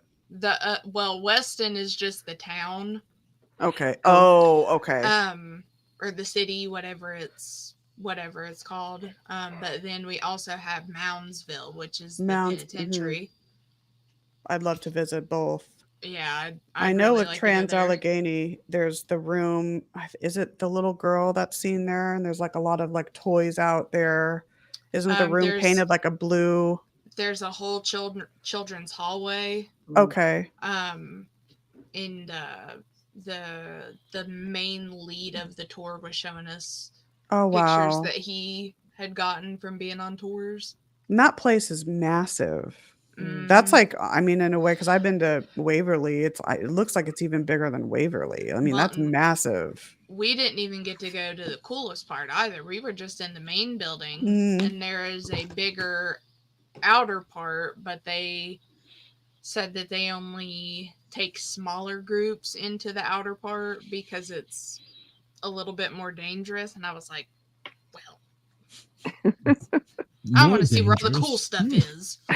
Yeah, that place is massive, though. I can't even imagine because so many people were just like so mistreated there. Same with like Rolling Hills Asylum in Bethany, New York. It's, oh my gosh. But I would go in. I would, you know. So I'll be on the outside waiting for you and Bigfoot. So and for the Mothman Festival down in Point Pleasant, they have the hotel down there, the Low Hotel, which is also supposed to be haunted. But when we went on that tour, there wasn't really anything that went on. But it was definitely a creepy older place. I can imagine. That was still kept very true to whenever it first opened, so I could at least appreciate that. Yeah, I appreciate when buildings are like that. I really do. Yeah, I wish they would have left the asylum the way it was. I was like, nobody cares for you to update it. They want to see what it looks like now. Yeah. Right. Totally, right? It's a part of history. Why not? Yeah. Exactly. Yeah, I was a flight paramedic, and we got stuck one night in Boston, and I can't remember the name of the hotel. And it was the Old Inn, I think, and it was haunted. And we got there at like 2 a.m. We were exhausted. It was snowing. We were going to be stuck there. And I'm looking around, and I'm like, this is a period, 18th century hotel. And then the guy starts telling us at 3 a.m. when we're all dead tired, he goes, well, the rooms that you got are the haunted ones. That's lovely. Lovely. Okay, I'll just stay up the rest of the morning. Yeah. Oh my God. Yeah. I think I know what hotel you're talking about. I can't think of the name of it off the top of my head, but I'm gonna look it up. Y'all got any melatonin down at the front desk? I know, right? Melatonin. Valium. Yeah, Valium. What are you talking about? Jack Daniels? I'm passing all that. Oh my gosh, that's crazy. It was an interesting night. Yeah, but we got up the next morning and went down for their breakfast. And it was a great breakfast. They served us well and everything, and they took care of us. But all of us as a crew, there was two pilots, and myself and a nurse. We're like, so did you get any rest? We're like, nope, not one bit. Yep, not one bit. Wow, but it's an experience though, and it reminds me too. I would love to stay at the Stanley, just to stay there. I'm a Stephen King fan, of course, but just to stay there. I know it's said to be haunted and all, but it's so historic. It's beautiful. In Estes Park, it's kind of in the woods a little bit. It has that whole appeal to it. So I would love to go and stay there for a few days. Yeah. So if you like all that, you'd definitely like it down at the TNT area too. That's some creepy stuff. Yeah. Oh yeah. It's weird. Be prepared to bring your boots. Oh yeah. Oh, absolutely. It's weird because I live in San Diego. A lot of people here are beach people. I love the beach. It's beautiful, but I take the woods any day over a beach. There's just something really comforting about woodlands and the woods. So yeah. Well, you also have a radio show, don't you? Right now I did. Yeah, I had the Afterlife Chronicles, and I did that for a couple of years. It's on hiatus. I'm actually coming out with a new show, and I'm kind of incorporating that in it. So, and then I also co-hosted Haunted Voices Radio with Todd Bates for a while. Went on hiatus, and now he's back. He's doing it solo, which he did back in 2004 when he started it. So, but doing podcasting and radio is a lot of fun. It's so addicting. It's a lot of fun. Yes, it is. I love talking to people and hearing their stories and learning from them and their experiences. It's great. You make a lot of friends too. You do. I know. It's awesome. Yeah, and a lot of people are just willing to talk. I mean, it's it's you just ask and people will more than likely say yes. So absolutely. If you turn me down, actually, out of the whole year I've been doing this, I've only had one person turn me down. It's because she kept putting the Para OR Normal, and I said that's part of the name. Part of the name. OR Normal. I think that's awesome. We believe everybody has a story to tell. You may be a famous athlete. You may be, just John Doe on the street, but everybody has a story to tell. And I love that. To hear your story. Yeah. I like the ones too, like the disc golf people that we talk to. And the guy's like, well, it's not really much of anything. Like, no, freaking tell us. Right. Yeah, I love it. Really good one. when you reached out to me, I was like, tell us. yeah. I know when you reached out to me, I was hooked on the title. I was like, oh, this is a really unique title. Yeah. So that's surprising that someone would turn down based on that's weird to me, but it was a well-known English person that might have an Antique Roadshow TV show. So that was the only no I have ever received. Yeah. It may have been that person. So it may have probably was their agent. Maybe But they did watch the show at least once. So I'm okay with that. True. They're lost. That's right. They don't get to hang out and do all the shenanigans. Right? That's why I love doing shows, talking like this. I one time I did a show and it was like a job interview. I don't want to criticize, but it was like the host went down the list of questions and it was like no flow of the conversation. Mm-hmm. Yeah, like this is a little odd. That's uncomfortable. I love shows like this where you can just chat and they're the best. Go off on the tangents and get way off track, but then bring it back around. That's how I am on YouTube. Might as well do it on podcast. And that's how I am in real life too. So exactly. Ooh, shiny. Yep, here I go. Yep. A lot of time. I mean, I try and read up about the guests and learn about the guests, but and then some of them, it's like I get the feeling I don't want to know too much. I want to learn about you. Yeah, I hear you on that. And so I like that approach. But everybody's got a story. Everybody's different. Of course, as a paramedic, I've seen all forms of life, and I bet I enjoy hearing how other people deal with these things too. Right. Some people, they're traumatic events. Other people, it changes their life. They get religion. Others are questioning, did I really just see that? So we don't have the answers. There's no scientific proof to any of this. No, exactly. Exactly. That's the weirdest part. No, I can tell you these things. You saw it. I'm down for it. I often think, are we mortals supposed to know everything about the paranormal? I don't think we are. I think we're maybe given glimpses of it, but are we supposed to know all the equations to how and why of paranormal? We'd lose I don't think so. Yeah, we would if we did. Yeah, exactly. Yeah, that's what I think too. So I often think about that aspect of it. Anyways, it reminds me of Indiana Jones and the Kingdom of the Crystal Skull. Yes. And, she's like, I wanna know everything. And then it just burns her eyes out and she disintegrates. That would be what happens with us. Totally. I totally agree. You tell me everything. You tell me everything, I'm gonna wind up committed. So I'm good with what I got. Exactly. Right. I'm crazy enough. Yeah, exactly. And then you get to wondering, do you find out when you're dead? I mean, right. They can't come back and tell you. So when she was talking about that, I was like, man, this feels like Doctor Strange.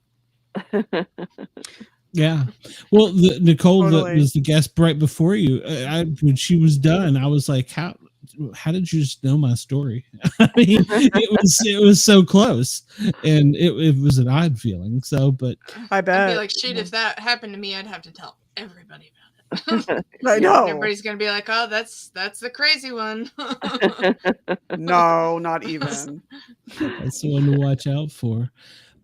Nicole, I'm not going to cut you off, but I do in the next couple minutes want to get some information from you from where people can find you and tell them about your book and stuff like that. And then we'll take a commercial break and you can hang with us for a few more minutes if you'd like. Absolutely. Sounds good. All right. Well, so this will be for our fans and listeners at WDJY and Radio Free Nashville. Make sure to tune in next week and get, well, I'm not sure who we have next week. I haven't looked. It'll be a good show nonetheless. But for right now, Nicole, where can they find you? Where can we get all the details on your stuff? Sounds good. So my website is Nicole, Nicole, D as in dog, my last name, Strickland.com. So NicoleDStrickland.com. I'm on Facebook. My main handle is, again, Nicole D. Strickland. I have Facebook for my team. That's the acronym SDPRS. I have a Queen Mary Facebook as well, Queen Mary Legacy, and We Love the Queen Mary group for those that are interested. Nice. Let's see. I'm coming out with a new show soon, Life Inspiration Project. The website has not been built, but the URL is lifeinspirationproject.com. And then Instagram, author Nicole Strickland.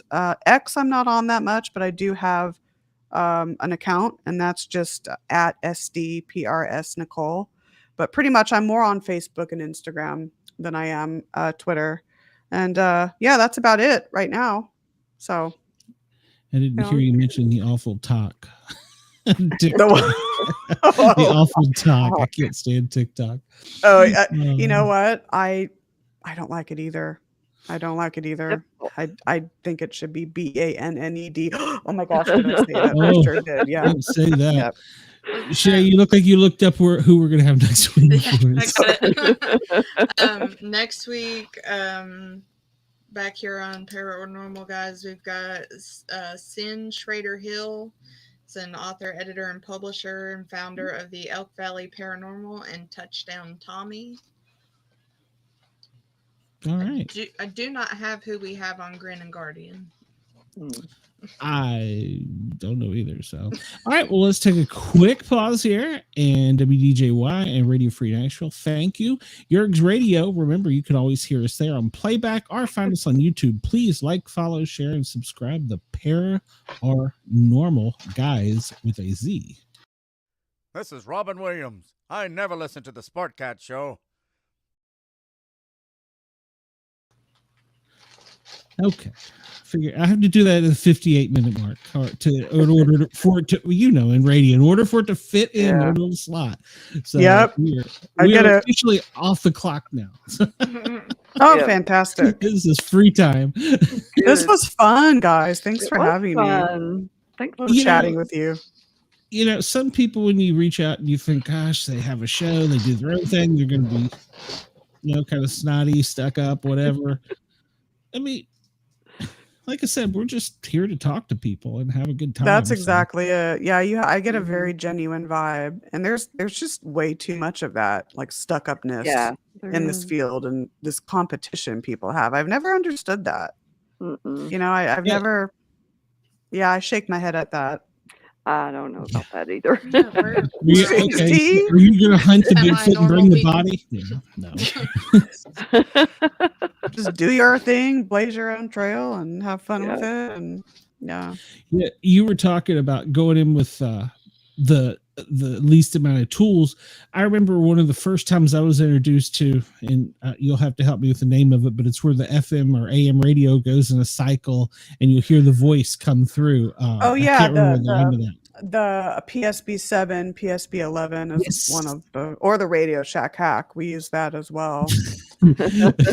Allie has like an old Radio Shack hack, and I swear that thing works better than the PSB7 or 11 half the time. Oh wow! But we were out investigating. It was it was more of like skunk ape. We were down in Florida, and we started having all these other things happen. Oh wow! And one of the guys in the group, who's one of the leaders, he had the radio and he turned it on, and we're in the middle of nowhere in Florida. So there wasn't even radio stations. This lady's voice comes through, clear as a bell. Yoo-hoo! Over here. Oh my gosh. He flipped the AM. He's like, oh, that's nothing. Within 30 seconds, same voice, same everything. And he's like, okay, we're done. We're out of here. I wonder what was out there. Like, what was that land? Was there ever any buildings up?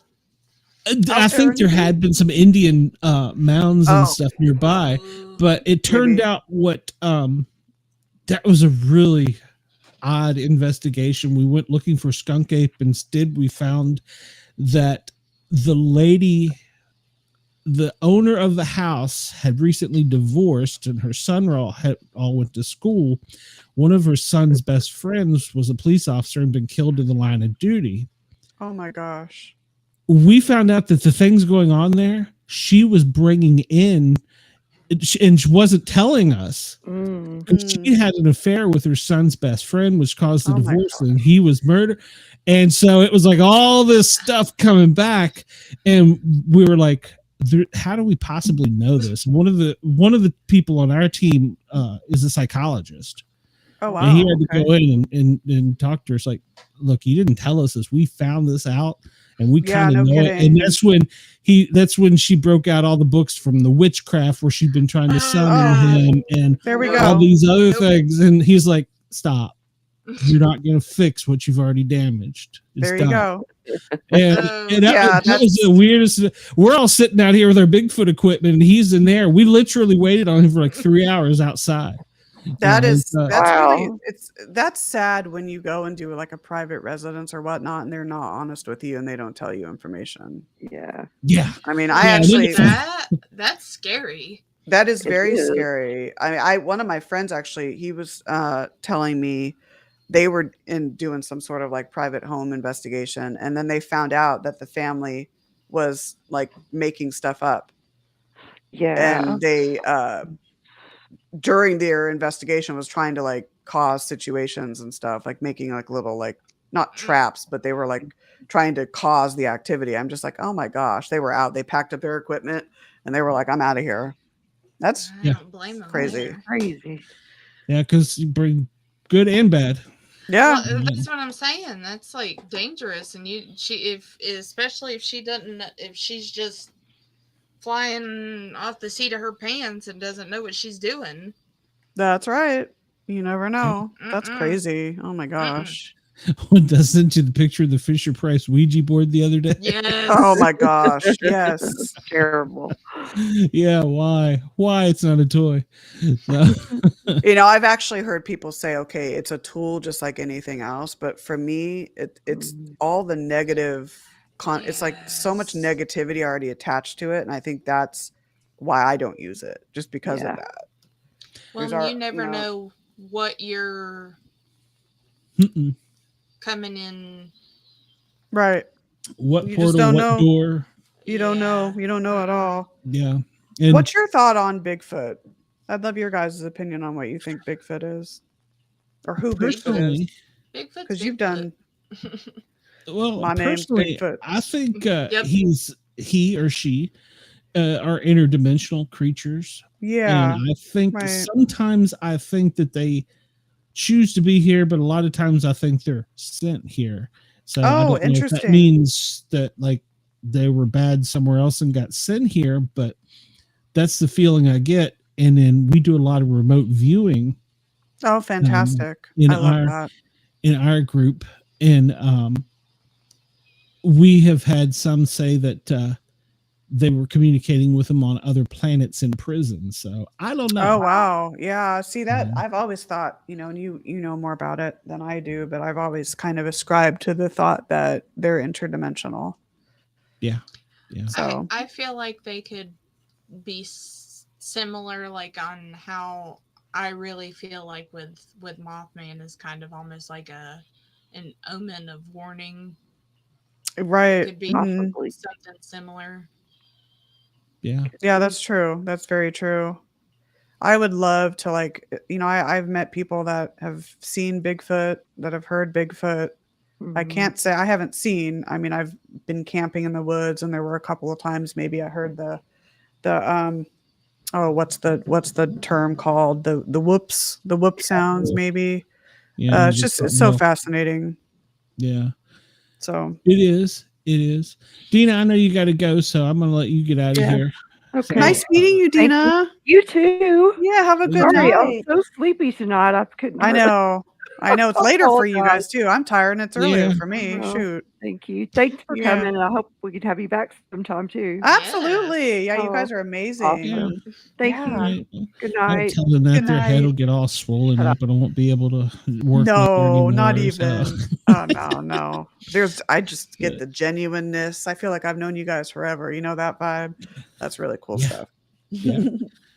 Yeah, it is nice to have guests that are willing to just hang out for a few extra minutes and chat. Totally, right? Just tell us stuff, because I feel so stuffed when I'm on the radio or something. Now this will be processed later, probably for TV, but that'll be down the road.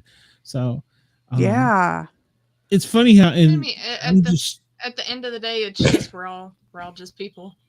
We are, right? And we're more similar than we really, than we give ourselves credit.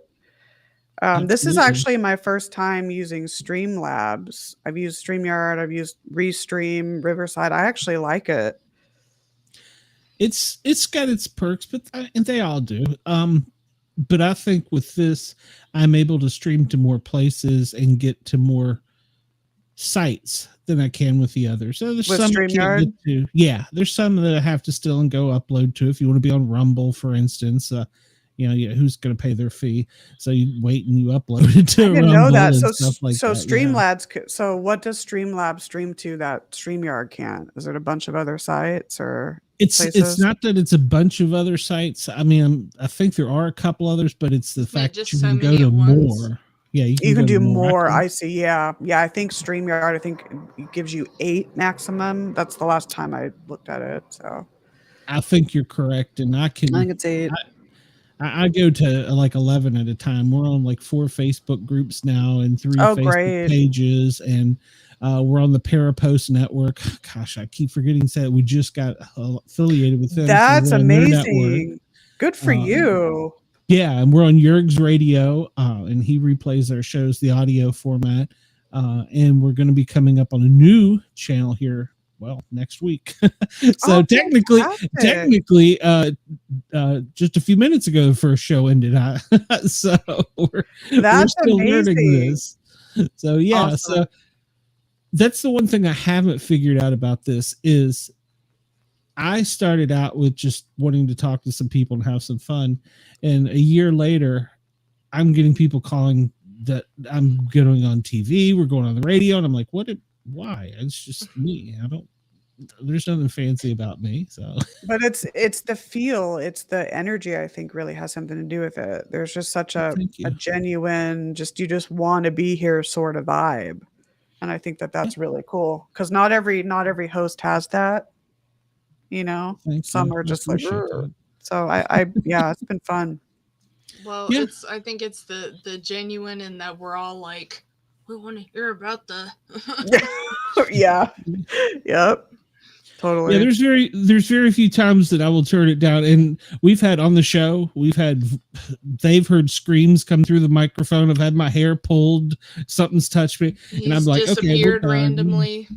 Yeah, I disappeared 2, 3 shows ago, and I was somewhere completely else. I was talking to the show and everybody. I was interacting, and when I came back, I wasn't there. Was it like, did you go into like a time slip or something? I do not have a clue. I've asked some friends to remote view it and look into it, and somebody said, leave it alone, and said, okay, don't question it any further. Yeah. Because literally, I got 2 screens in front of me, and with that, I can add multiple things. And I saw that we went off, but we were still live streaming. And I saw us on YouTube, and I was still interacting, but I knew we weren't going out. And the next thing, everything blipped, and I came back, and they were talking about something totally different. And I'm like, hey, guys. On our end, it was just me, Dina, and the guest. He was completely gone. Yeah. Oh, my God. That's bizarre. Wow. Yeah. I think wasn't that the same episode we heard the screams on? I believe it was, yeah. Yeah, it was. So, speaking of, I did a show after Kaylee passed away. I did a little remembrance show for her, and I didn't hear it live, but I never go back and listen to shows. I never do that, but something said, go back and listen to that show. And I forget, it was about a half hour into it, she meowed. It was EVP. And I was like, whoa. That's cool. So I actually clipped it, and I'm like, whoa. Point blank, she was like right near the microphone. Meow. Did not hear it live. I don't know if y'all watched me, but I've got it turned on where I can see my microphone's moving. And every now and then in the corner of my eye, I'll look up, but it's moving. And so I'm like, all right, after the show, are the girls going to tell me what I missed this time? Right. I think we have the same. I have the Shure as well. It's not. I love it. It's so nice. I need to, because it's right now just USB. I want to XLR it and get a little bit better, but it's a good mic. You sound great. Yeah, you do. And I'm stuck with USB because I go back and forth between it and the laptop. So I think it sounds. I think the USB version sounds good myself. Yeah. So yeah, I'm happy. Upgraded from the Yeti. The Yeti, my dog could poop in the other room with 3 doors closed between now and then, and I'd hear him. Yeah. That was the most annoying I have thing. one too, but it does pick up a lot. Even if you do the what is it, the cardioid or whatever, even with that, it picks up. It's crazy. Well, I bought the expensive sock that went on it that had a big fur on it. Still does it. Yep. Hear a mouse fart. Yep. Yeah. It's a great mic, but good Lord. Yeah. You'd be deaf listening to it. I know, right? Everything. It reminded me of the story of Batman and Superman when they traded powers, and Batman went crazy because he could hear everything. He says, "How do you live with this?" He goes, "What are you talking about?" Yep, exactly. Totally. Yeah. I love it.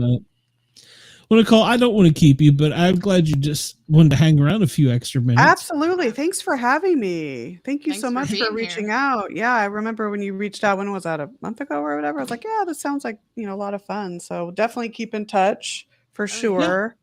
Yeah. And then keep me posted on something. Sure. That too. Absolutely. I need to get back out into your neck of the woods. My grandmother, my dad's mom actually was from Georgia area, and it's so beautiful. And I've Savannah. I love Savannah. Oh my gosh, I went in 2006. I could live there. It's just awesome. So, but yeah, keep in touch. Let me know any highlights or new things going on with your station. Let me know. I'll help share it.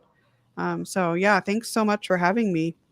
Cool. No, not a problem at all. We appreciate it. And yeah, if you ever want to partner up, do something, let one of us know. Absolutely. Likewise. That's what makes this stuff so fun. Yeah, so, absolutely. I agree. That's how I met Cheyenne. So, and she just kind of one of us now. So yeah, see there. I was like, oh, paranormal. I'm on that.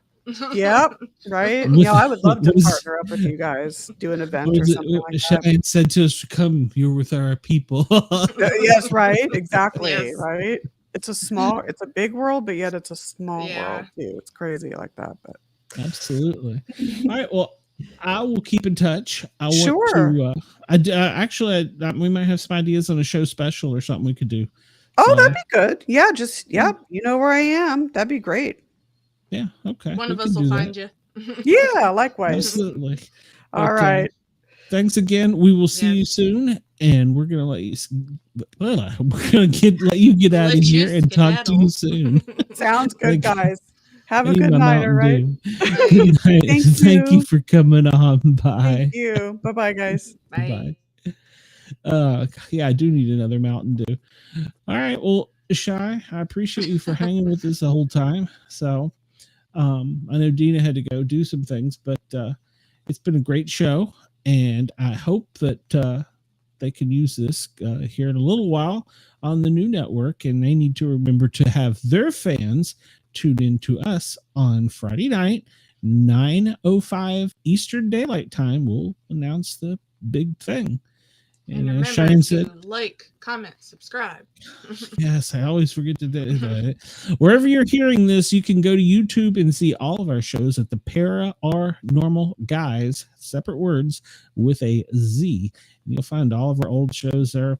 Some of my greatest mistakes. So, and that's not knowing what the heck we're doing, just doing it. Yeah. I don't even know how to make a podcast. I don't know why they keep calling me. Yerg's Radio, I appreciate it. Thank you for allowing us to use your phone number. And let's see, WDJY, Radio Free Nashville, WRFN, Radio Fairfax. Who am I forgetting? Denver, Colorado, Boulder, New Mexico. Oh yeah, New Mexico and San Francisco, and soon. I don't know. There may be a golden arch in our future. I'm a fat guy. It could be McDonald's, though. Who knows? Give me a double cheeseburger. There you go.